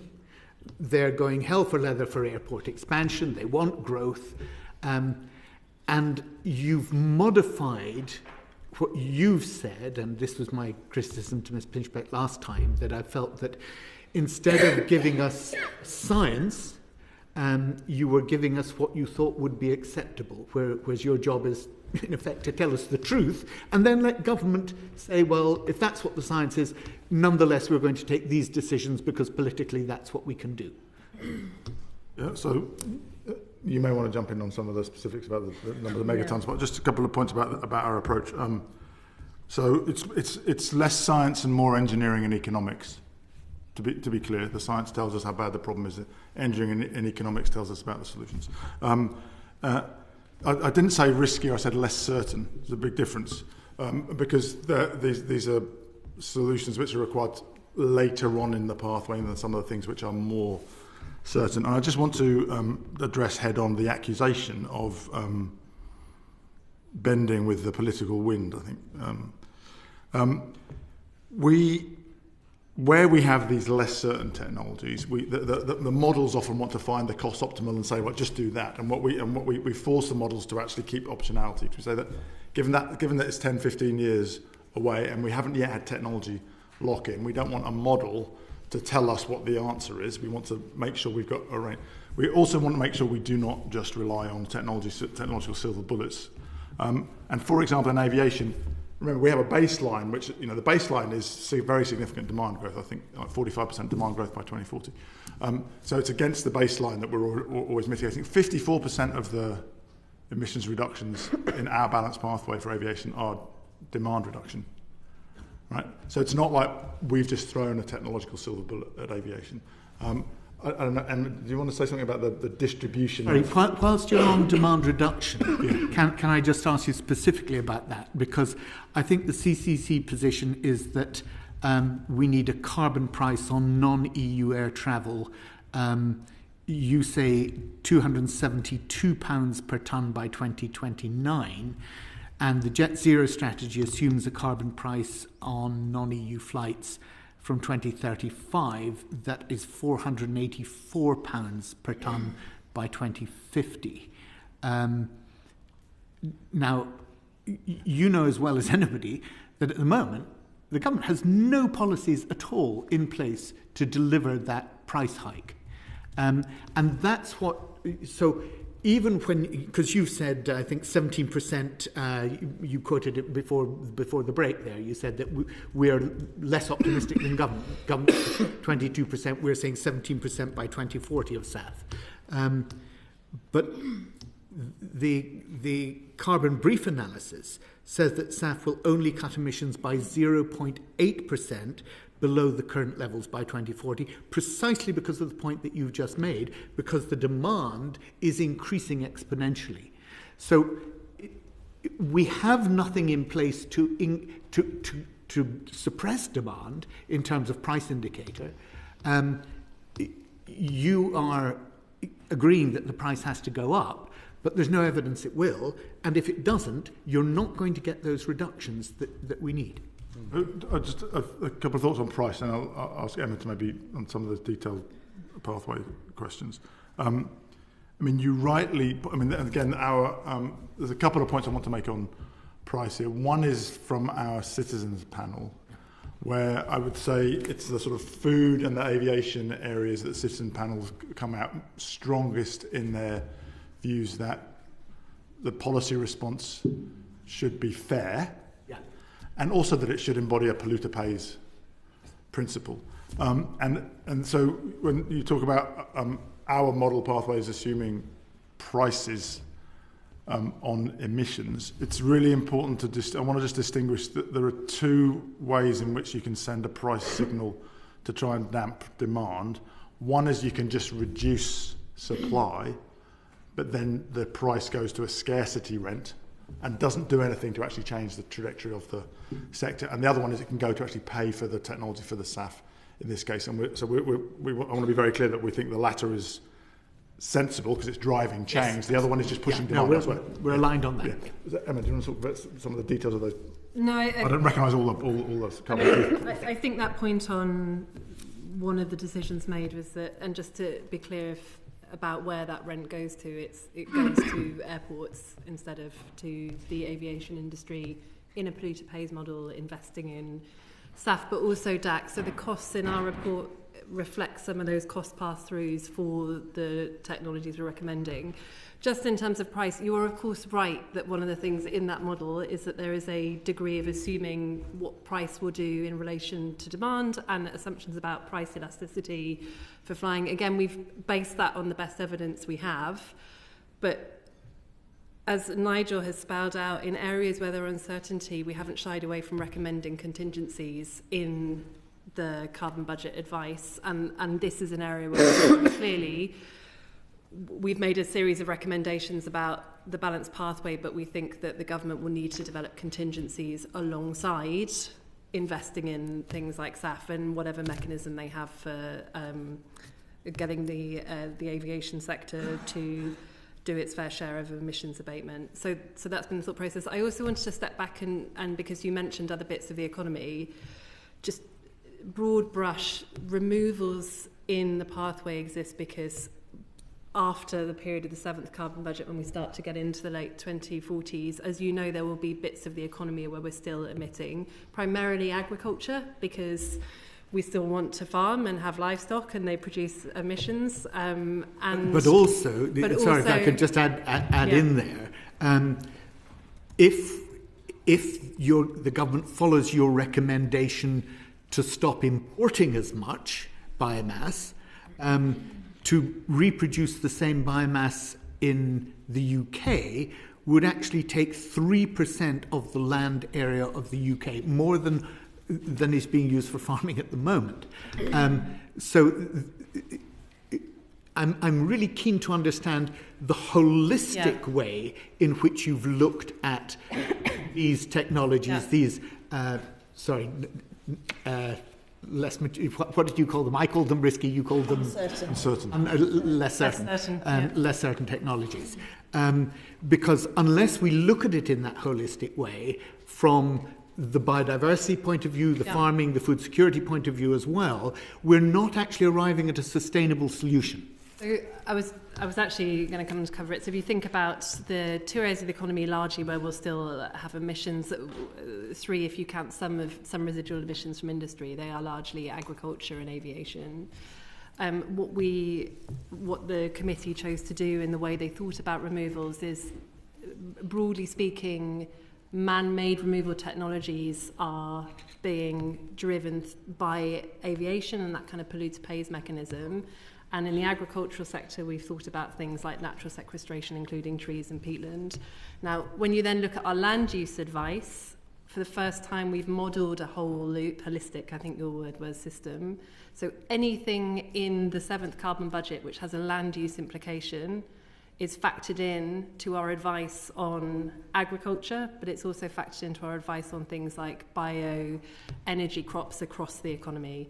So that, I think you had evidence in previous sessions about our territorial accounting, and we can say more on that in a moment, but your point was, have we thought about that in the analysis? Yes, we have, and I'd be very happy to kind of take you through the detail of that. Yeah, I think your assertion that we're assuming more land use than is currently used for farming is simply not correct. So we'd have to I think it would be worth us coming and running through that. I don't think you're assuming it. What I said was that your advice is to use less imports of biomass, and if we were to take that to the extreme by importing all the biomass, it would be 3%. That's the figures that I have on that. But I just want to move on to what you said about biogas. Or we've heard in evidence that the future energy scenarios modelling for NESO, the National Energy Systems Operator, which was published after you issued your advice for the 7th carbon budget, that it highlights for the first time a greater role for biogas, for green gas, and for the gas network long term. So do you think there is now a greater role for green gases and the national network than was considered possible at the time of publication? So I think the view on this is that while higher levels of available biogas supply, like in the NESO modelling and from some other industry groups, are theoretically possible, we still stand by the recommendation that the route forward in most areas of the economy is electrification, and that's particularly true for heat. It's not going to change our conclusion that electrification should be the main driver for decarbonising home heating. I thought it would be helpful to say why do we differ in view. So we've got a similar amount of bioenergy supply in the balanced pathway across biogas, solid biomass and liquid biofuels, as you have heard in evidence from others. It's about 100 terawatt-hours-ish, so the same kind of primary input, but we use it differently across the economy. And of course, we look right across the economy. You have just talked about SAF, for example, and some of those areas will sit outside the NESO's remit, where they're thinking about, for example, electricity generation or heat, and that is essentially a difference. Then the other, looking bottom up, in most areas of the economy, we are comparing a technology with a counterfactual and working out what the cost-effective route is. So in our case, we've looked at the cost-effectiveness of anaerobic digestion as an abatement measure in agriculture, for example, and again, we've got differences of view on that when you stack it up against the electric or other alternatives. So that's why there are differences. But it's the same broad amount of biomass in the economy. The system. Yeah. Okay, well, look, thank you for that. Just finally, if I may, Chair, you said that you would be commenting on current policy in the summer, and I wanted to pick up, Mr. Topping, what you'd said about the public engagement that you'd had. The carbon price support mechanism applies a top-up charge to fossil fuels burned for electricity generation of £18 per tonne, on top of the ETS price. Will you be commenting in your summer review on the fact that the government was willing to increase the cost of carbon paid on domestic electricity consumption, which of course is essential, for a decent standard of living, particularly for the poorest households in the country, but hasn't applied a top-up charge to aviation, which of course is effectively a luxury element for many people, and only I think the top 3% of households, the richest 3% of households, fly more than 6 times a year. Well, I don't think we'll be making a specific point about the difference between those two policies, but we will, of course, in our progress report, be covering whether or not we think the plans for aviation are going to lead to the legally budgeted outcomes, and whether or not the plans for electricity. So we will be covering them both within, I guess, in sort of different chapters. It's good that I made the point now, is it? It's good that you make the point now. Thank you very much, Chair. Thank you very much. Carla Denia. Thank you, Chair. My questions are going to link the two panels that we've heard from today, basically, in that with the first panel was about behaviour change, and I want to ask you your opinions on some behaviour change aspects. We've heard it described as unavoidable, as an economically efficient way of getting emissions reductions, but as politically sensitive, obviously. So my first question is, should behaviour change be treated as a formal delivery pillar for Carbon Budget 7 on a par with technology deployment? And if so, how should that be reflected in the government's delivery plans? I'm going to repeat something that we've already said, which is in the pathway to the 7th carbon budget, the vast majority of emissions reduction comes from electrification and that technology change. It's about 60% of emissions reduction, but there seems to be a view that we haven't considered behaviour change in our modelling, when of course we have. As Nigel said earlier, it's about 22% of the balanced pathway to the 7th carbon budget, and about half of that is behaviour change, I think, in the way that it was framed in the first panel, and the other half is efficiency measures or more efficient technologies. Now, really importantly, it is, of course, possible that you could go further on behaviour change, but we base our recommendations to you on the evidence that we can see. And for behaviour change, that means what we have seen work in other parts of the world where they've kind of gone as far as possible. And that has led to the recommendations we've made to you. And then, of course, the citizens panel advice is really pertinent to this because it's around what the public think and feel and will do. The public were generally on board with behaviour change measures, but they needed and wanted government to make sure that the alternatives were attractive and affordable and available. So, public transport system availability, alternatives to meat and dairy being cost effective and available, and so on. The other thing to stress, though, is even with all of that, the public came back to needing access to technologies and wanting action, particularly on an upfront cost of technologies. And so, of course, it's important. It's in the analysis. We have looked at it wherever we can, but the advice we've given you is based on the best evidence that we can see for it working. Mm-hmm. Okay, thank you. Did you have anything to add, Mr. Toby? Well, I was just thinking that, we don't always call it a behavioural insight, but for example, the facts which Emma said earlier about the evidence that where the spark gap is closer to 2 to 1 than our 4+ to 1, you get much. That's just direct evidence that when you get that price signal is the one which drives heat pump deployment. Or on EVs, we know that fleets focus on total cost of ownership, so they will buy a more expensive electric vehicle knowing that they're going to save, but domestic users mostly focus on sticker price, which is why our model for domestic really looks at the sticker price, and our advice on meat looks very much at what the historical trends have been. We don't see a potential for like a step function, so we're constraining it a little bit on what we see as being realistic. So I think it manifests in many different ways, but it's always in there, and it's not always demand management, but it's often a behavioural insight. Yeah, I guess I'm just going to provoke slightly, and then you can come back if you want to. The reason I framed the question as I did was, it wasn't denying the fact that there was behaviour change stuff in there, but it was, do you think that there would be any merit to it being a pillar that's sort of thought about all together, so that experience and research that we already have about behaviour change can be applied in sort of as a project, if you like. I think that the process for the 7th carbon budget did do that. We look at demand management with behaviour change as part of that across the whole economy.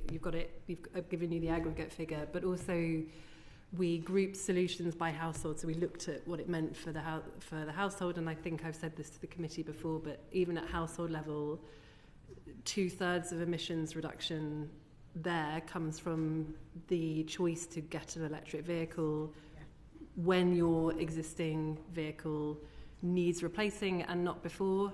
assuming the market conditions are appropriate, and the same for when you come to replace your heating system at the end of its life and not before you get a heat pump. So there's 2/3 of emissions at what we think of as individual or household level from those two actions. And that's why our emphasis has been on making the market such that those choices are straightforward for people, that choice, which is in itself a behaviour change, is cheap, convenient, accessible, and so I think the committee's taking a holistic view. The other thing to note, as I'm sure Nigel will, is that we had Becky Willis on the committee for this period as a additional special advisor whose specialism is behaviour change and working with the public, and that was because the committee felt it was important to the advice that they've given you. So it has been thought about. We can only give you advice where we can really see that it is feasible, but that is not to say that things can't go differently or beyond what we're recommending to you in the balanced pathway. Thank you. And finally, we heard it on the first panel and from yourselves that perceived fairness is really important in maintaining public support for policies. And I just wanted to basically give you the opportunity to expand on how to deal with that, especially when there is a sort of time or geographical element. So not just this policy, is it fair or not, but is it better for some people in some parts of the country than the other, or what if the cost and the disruption comes now and the benefit comes later? How do you factor those in? Yeah, it's, the geographical question is a good one. I don't think that we've really tackled much on the geographical element. Of course, it's particularly relevant with some of the questions about grid infrastructure, right? Most of our thinking around fairness has been very much informed by the citizen panel work, and I would say a few things have come out of that. One is, a very strong just kind of common sense view that yes, the polluter should pay, but balanced a little bit without penalising ordinary people, and it goes to attention. There, for example, on the citizens panel on aviation, very clear that those who fly a lot should bear the burden of the cost of the transition. But your average family who may go on an overseas holiday once every 2 or 3 years should still be able to. That should still be within their reach. So there's a where the bar is. There's a kind of nuance there that I think's a sort of natural justice view. I think the other point I think Emma made it earlier is about tell us what the facts are. I mean, we found quite a lot of we find that people are surprised at how much progress we've already made. We don't celebrate the fact that we've already halved emissions and we're doing a good job. People are like, oh wow, didn't know that. And tell us what the options are and why they're good.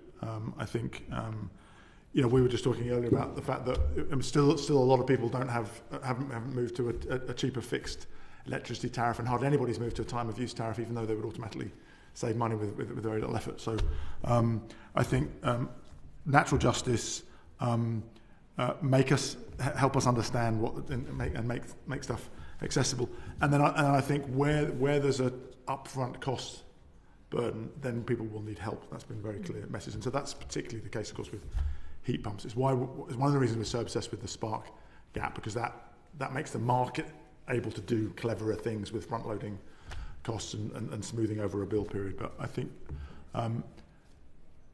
those and then of course there's the point which was made earlier about the NDC and international fairness.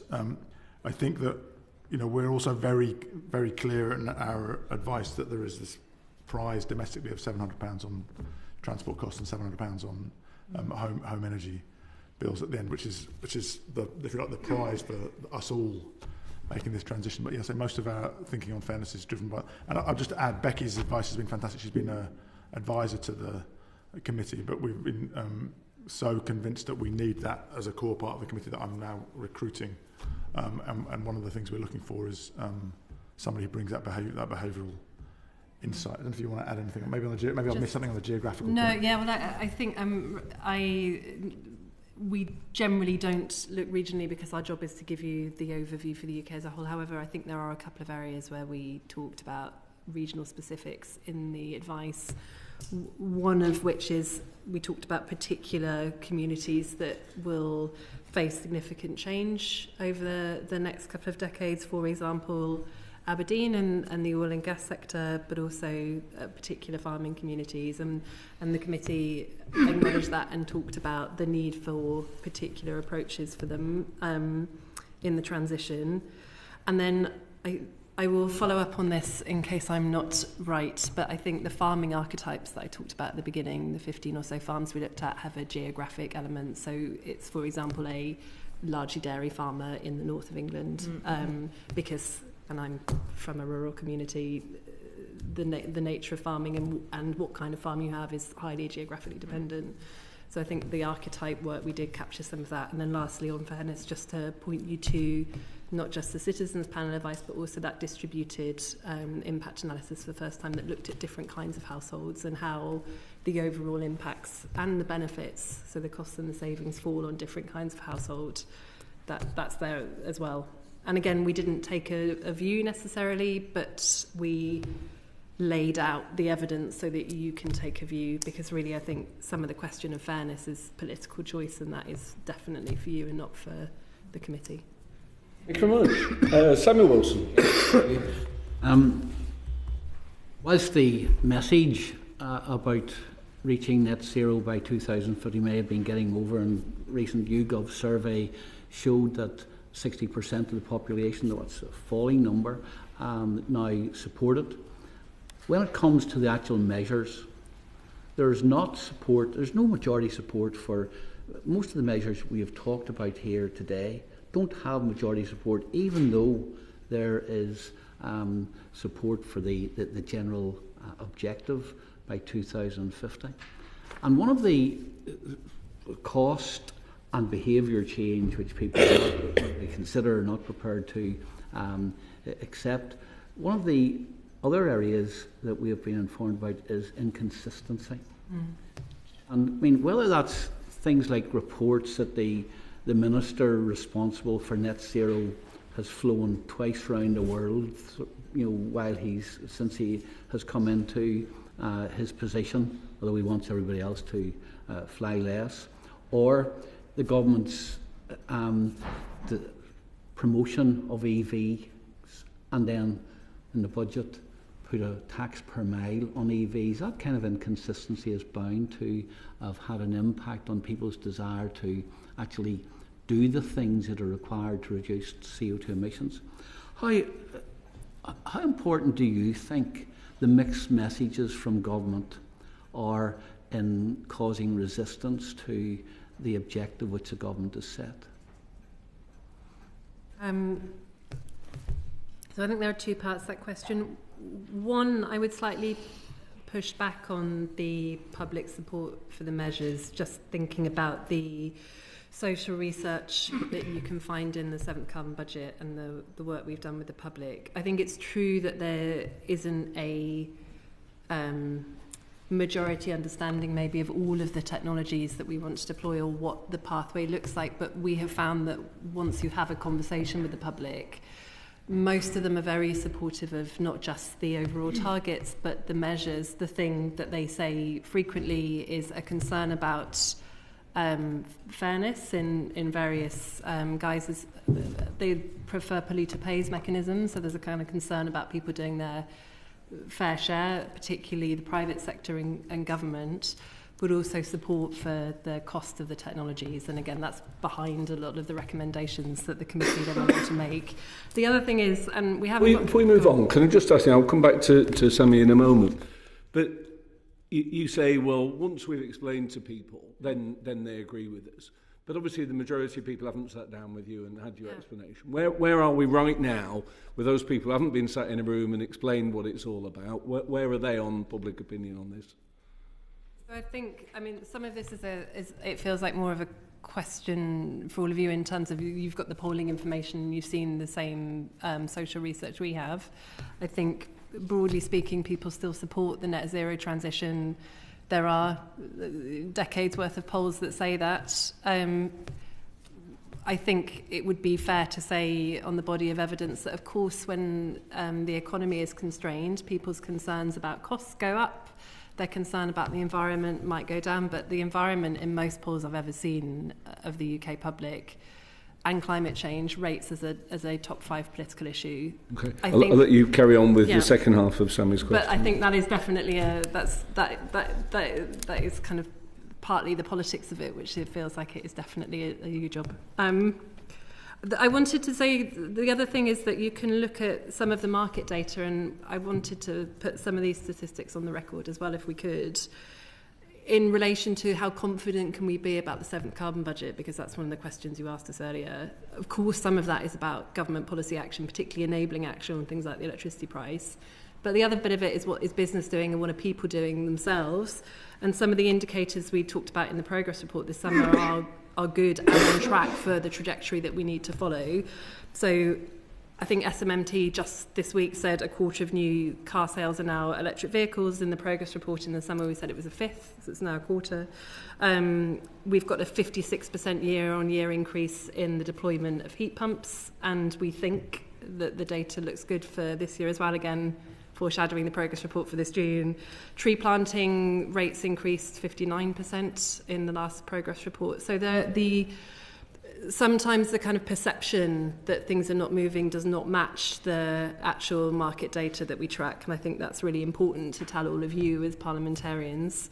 Though just on your car issue, I mean, yes, 25% of cars are now EVs.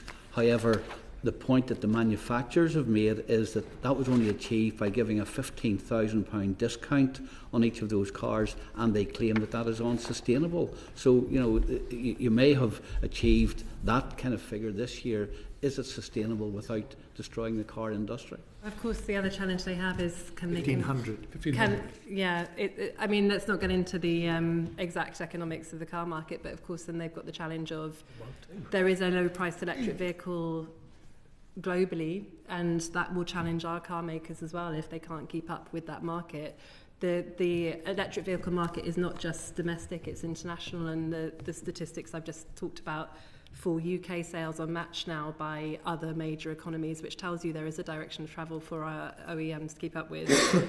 Clearly, industrial policy and what happens with the manufacturing sector for the automotive industry is outside of our remit, but I would just point that there is a kind of very clear electrification happening of domestic transport that will impact our manufacturing sector here.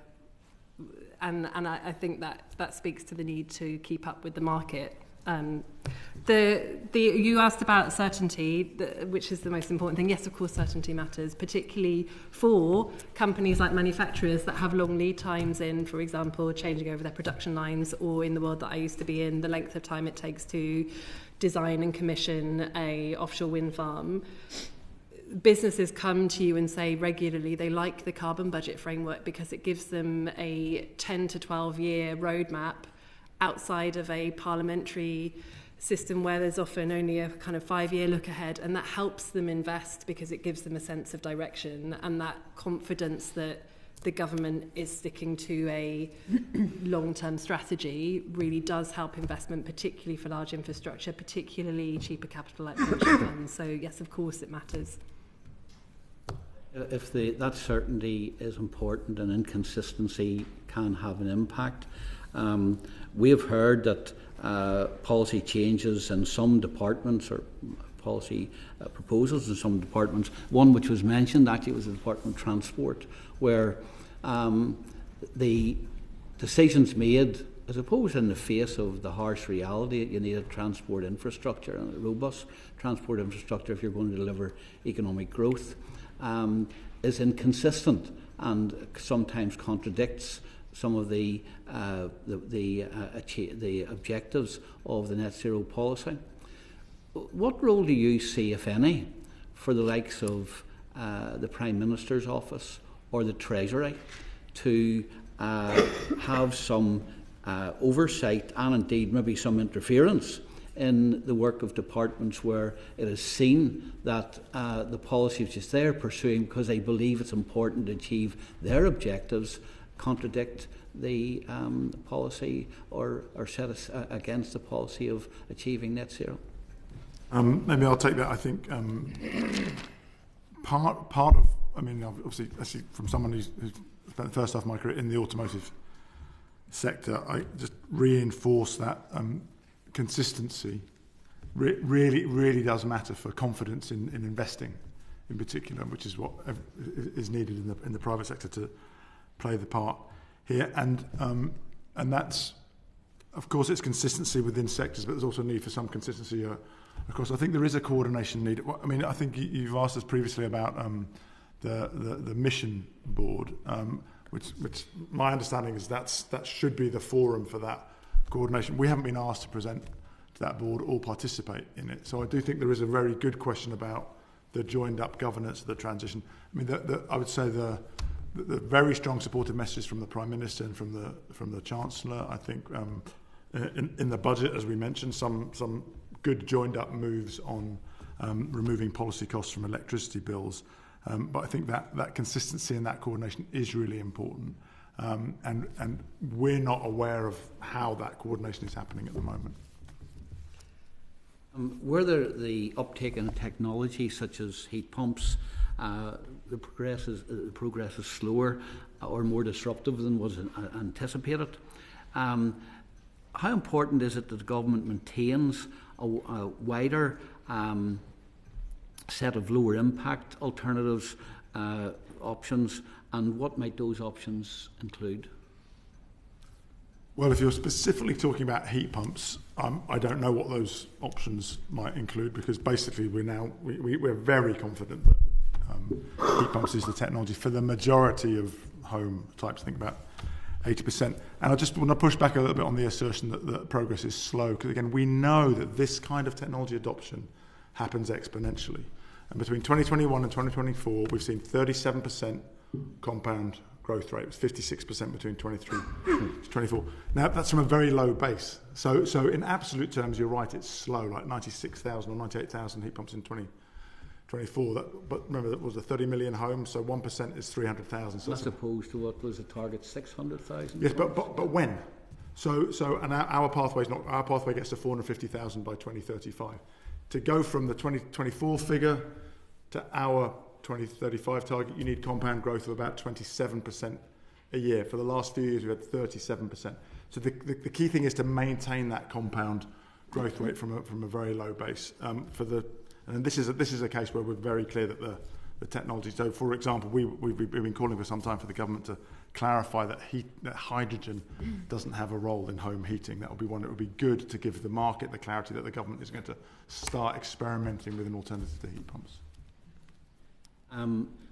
You've already mentioned in earlier answers that the seventh carbon budget relies on assumptions about future technology deployment, behaviour changes, policy acceleration, etc. Despite the fact that the government believes that the targets can be achieved, only 2% of the public, according to the last YouGov survey, believe that these targets can be achieved in the time scale which has been set for them. At what point does optimism or lack of optimism become a risk to delivery? For example, if people believe that you're not going to achieve this by 2050, they may well then say, well, I'm not going to go into expensive decisions because it's pointless anyway. So, I mean, what do you do in a situation like that where there is pessimism about the achieving the objectives, and what kind of contingency measures do you believe should be included to deal with that? I have a couple of thoughts, but you might want to jump in, Emma. I think that the first, I mean, it's a really important point you make, is that if people, like the public and industry, start to lose faith that something that is being planned is possible, then that will people will start making decisions on that basis. Right? But back to your earlier point about if people really don't think something's going to happen, then they won't act as though it will happen. So that confidence really matters. So I think there's a couple of thoughts. One is part of our job is to call that out, and we've called that out with the Scottish Government's plans, which we said were unrealistically the targets were unrealistically ambitious and not backed up by detailed enough plans, and that we think that there's been a very good reset there. I mean, there's been a very good exchange. And then the other point is that's the purpose of the annual progress reports.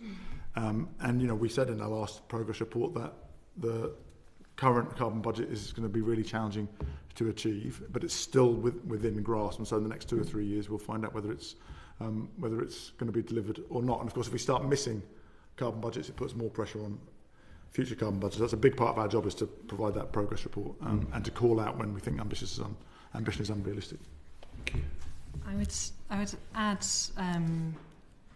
to that is the purpose of Chapter 6 in the advice, which covers all of the contingencies for if there is delayed action on a technology or the S-curve that Nigel has spoken to doesn't come through, so that compound growth doesn't continue. We've had conversations about the technology emphasis in the pathway. 60% of emissions reduction coming from electrification. Put simply, what that is an energy transition where we are recommending to parliamentarians that you take action to make electricity cheap. And if you make electricity cheap, these technologies save households and the economy over time. And they end up being more, and they are in many cases more efficient than the counterfactual as soon as you have them. If you drive an electric vehicle now, you are likely to be saving money on your driving costs already. And if electricity were cheaper, that would be greater. If the government takes action on electricity, someone with a heat pump will save money against the counterfactual gas boiler. Now, we need help on the upfront cost, but these technologies are fundamentally efficient.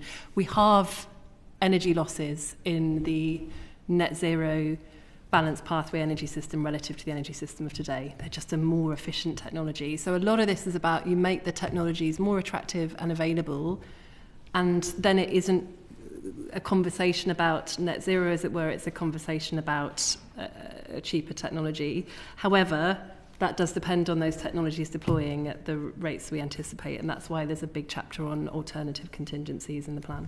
Both yourselves and the previous panel emphasised the importance of the fairness in all of this transition. A recent study by the way, the Institute of Community Studies were not being critical. In fact, they were wanting to see the targets achieved. But their recent study, and the research was done by researchers from Leeds in York and I think Trinity College in Dublin, indicated that 40% of people who we regard as in the poor section of the population would experience what they call transition poverty. And they outlined how this would happen in numerous ways.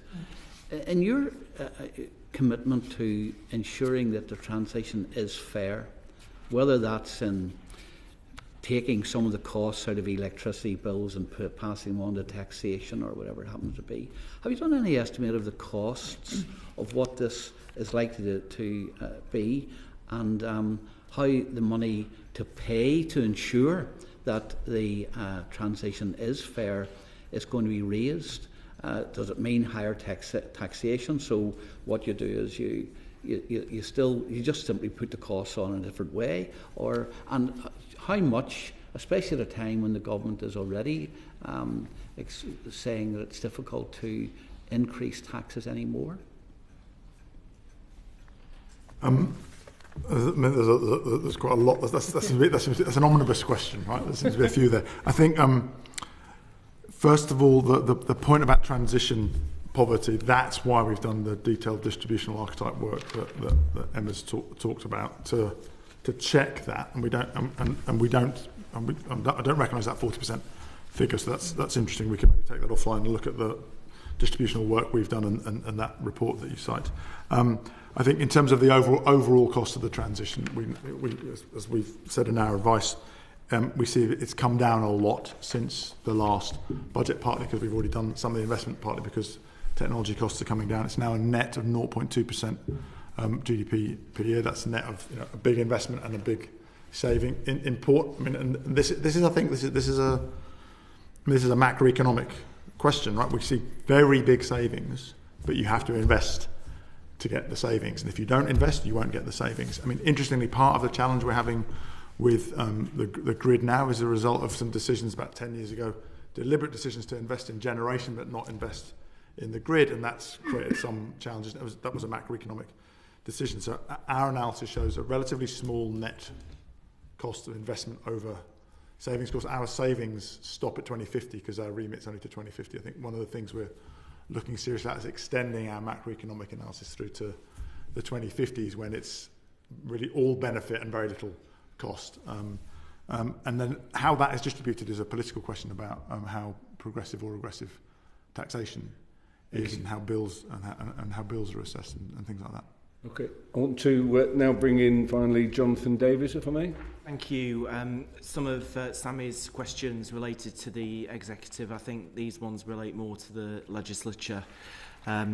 So, under the Climate Change Act, Parliament is asked to approve a legally binding carbon budget. And how important do you think it is that CB7 receives proper dedicated government time for debate in Parliament? Because I understand that previously there was 17 minutes of debate in a delegated legislation committee, which either shows that there was a political consensus perhaps around this issue, or there was a lack of awareness that it was happening at all, or I'm not quite sure. In a way, it seems like a sad indictment of our politics that we didn't spend more time looking at that. So do you have a view? Well, I mean, I think our main view is that our advice is given to the government of the day and to Parliament and merits scrutiny. It's very detailed advice. I think it's over 400 pages of advice. I think another 500 pages of methodological detail. So that's a lot for anyone to do. So I think we would expect that to occupy significant committee time. I think that's a question for the government of the day, how much Parliament time it gets. As I said earlier, the NDC, which has already been approved, which is the 2035 target, is based on the same analysis. So that's already had some scrutiny. I don't know how much Parliament time that had. And the other thing is we're very clear that we're giving advice to government as a statutory, but we're also providing evidence to Parliament. And so I've recently written to the leaders of all parliamentary parties to invite dialogue at a party level, given that different parties have different views and will have different challenges and different questions to our advice, and we'd welcome that scrutiny. So we're doing whatever we can to make sure that our advice gets as much scrutiny as possible. Do you write to individual MPs about who you are and what you do? Because I suspect a lot of my colleagues are perhaps not aware necessarily of your committee and how it informs Parliament. Do you write to individual MPs with some information about who you are and what you do? So I think I said this in a different session, possibly to the ESNA Select Committee, but we are aware that there is more interest in the advice bit of our job for Parliament, and so we do now have some resources to be able to do that. We are a small organisation, and most of our resource goes into producing 400 pages of analysis and 500 pages of methodological report over years. But we recognise that desire for you to hear more from us and to have that dialogue. So we are expecting to do more of it in the run-up to the 7th to make sure that parliamentarians feel like you have been able to scrutinise the recommendations of the committee. And I would say we would really welcome any thoughts you have about how we might be able to effectively do that, because that, both the committee and the team would really welcome the opportunity to do that. And just as a follow-up, in the process of issuing the advice last year, we did do a lot of stakeholder engagement, both in the run-up to the publication. Mr. Gunn has already referenced the last time I gave evidence, and I think it was before we published the advice, which is why so many of my answers were, I will tell you now. But we sat down also with parliamentary caucuses and groups of parliamentarians and talked them through the advice, and we will be very happy to engage with any parliamentarians that want to speak to the CCC. Thank you. So just following on from that, is the impact assessment that the government plans to publish to accompany the draft CB7 legislation enough on its own for Parliament to scrutinise such a significant legally binding decision, or should Parliament also have sight of the delivery framework and outline sector plans at the point of approval? I think a couple of points there. I think that in the process that the government is going through is the correct one according to the Act. I would say that the impact assessment alone is not enough, but it's not alone, because we have the delivery plan for CB6, which of course covers the period to 2037, and we have our very detailed pathways and evidence which covers the whole period. So I think that's a lot of information, and of course the government, once a budget has been approved, will then have to lay before Parliament the plan, which will really add on the next 5 years of those pathways. But I think the government's going through the process as described in the Act, and I think you have a lot of information about the whole pathway. Thank you. So you talked a little bit about, I think, a progress report earlier on. Before I come to that. In terms of all the various bits of information that are available to government, so there's obviously a wider range of net zero delivery data available across government, but it seems to be fragmented. Would there be value in a single CB7 delivery dashboard, bringing that information together in a way that supports clear parliamentary and public scrutiny? We think there would. We think that we're producing that, and you may tell us that we're not. In our progress report we have 23 key measures, some of which there's not enough data. Sometimes that's because we're early in that technology, but there's 16 of them. The 8 are green, 4 are amber, 4 are red. The 4 red are electricity to gas ratio domestically, electricity to gas ratio industrially, electric van rollout. We have electric car rollout as amber, and solar deployment. So we think that's a pretty good starter for a dashboard. Again, we'd welcome feedback on whether you think that's too much information, not enough information. But that's really what we try to do with the progress report, and we have, so in the time that I've been on the committee, and we have tried to simplify it because although this covers every aspect of the economy and pretty much every department, we have found that sort of like say 16 indicators or 10 key recommendations seems to get much better breakthrough in terms of communicating. So again, any advice on how we can improve that, but we think that that's what we're producing is a useful annual dashboard. Are there certain moments where that's kind of refreshed or updated? Some public bodies, they almost produce a sort of State of the Nation report, don't they? And when that's coming every year, and there's plenty of that around healthcare regulation. Do you perhaps do that? The media then knows it's a moment when you're going to give your take on where we are? We do that every year. Every June is out, and it's our mandated annual progress report. Thank you. So, given the bearing progress in mind, given the uncertainties and risks in the CB7 pathway, should Parliament expect government to publish clear early warning indicators and pre-agreed policy responses if delivery begins to fall off track? There's 2 questions there. I think it's reasonable to expect government to show progress. We think that we say whether or not we think things are on track. The government sometimes shows progress but doesn't say whether or not it's on track. We think that would be a very good thing for government to do, to present to Parliament, is their assessment of what's on track and what's not, and what the plans are to get back on track. I think the phrase you use, sort of predetermined policy pack, that may be going a bit too far, I think, saying like if we go off track then this is the policy to get back on track, because you kind of need to know why you've gone off track before you do that. So I think that might be going a bit too far, but I think that expecting the government to report on progress, and in particular to highlight where things are not on track and what the plans are to get on track. Obviously we play a role in that, but we think it would be helpful if the government did that as well. And that's something that's missing from their progress reporting at the moment.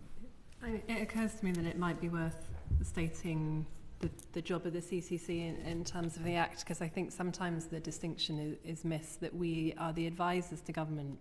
So on the advice on the carbon budgets and on the advice on adaptation that comes roughly every 5 years, that advice goes to government. They then will recommend to you in Parliament a level of carbon budget, and that is what you will vote on, as opposed to, although generally, historically the committee's advice has been taken, so our advice on the target has become the government's target. But every year for mitigation, every 2 years for adaptation, we report on progress as the auditor of government for Parliament. So the progress report is really the report for you. Therefore, if you think that the dashboard needs something different, and I'm sure the committee would like to hear that, because that that is the information that you need to hold government to account on the legislated targets, and that is a distinctive dual function, that we are advisor to government for the carbon budget advice and for the adaptation statutory advice that they take or they don't take. But then once a target is legislated by Parliament, we give you the evidence that you need to look at delivery. Thank you, that's very helpful. Yeah. Thank you. Thank you very much. Finally, Barry Gardner. Just really picking up on what my colleague Jonathan Davis has just said, do you think it might be appropriate? You do publish this, of course, and it's available for MPs, but would it make sense for you to send, as he suggested, to each MP an executive summary?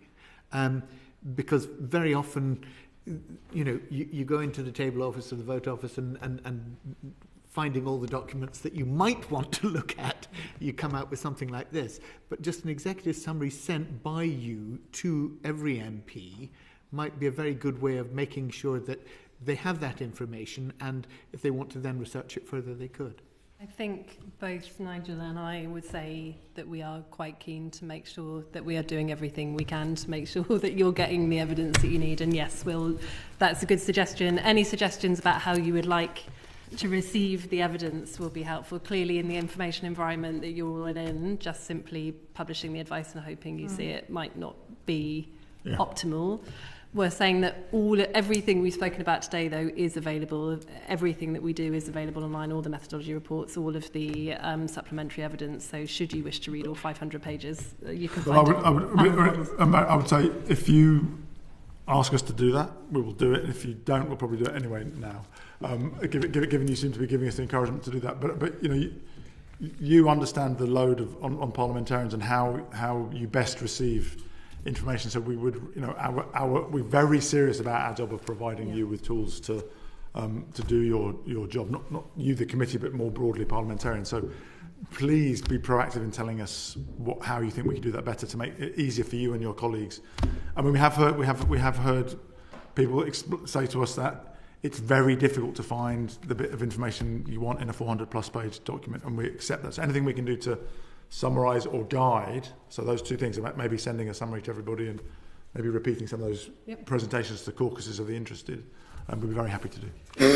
Excellent. Well, Emma Pinchbeck, Nigel Topping, thank you very much indeed for that very substantive and full evidence session, which is tremendously helpful in our work. And I think it's important to say that this scrutiny that this committee has done on Carbon Budget 7 and the many people that we've heard from has been an important part of ensuring that the scrutiny of the next carbon budget is better than the last one was, and we will be feeding back to government on that. So thank you for your help. Thank you to the committee for their questions, and with that we'll bring this session to a close.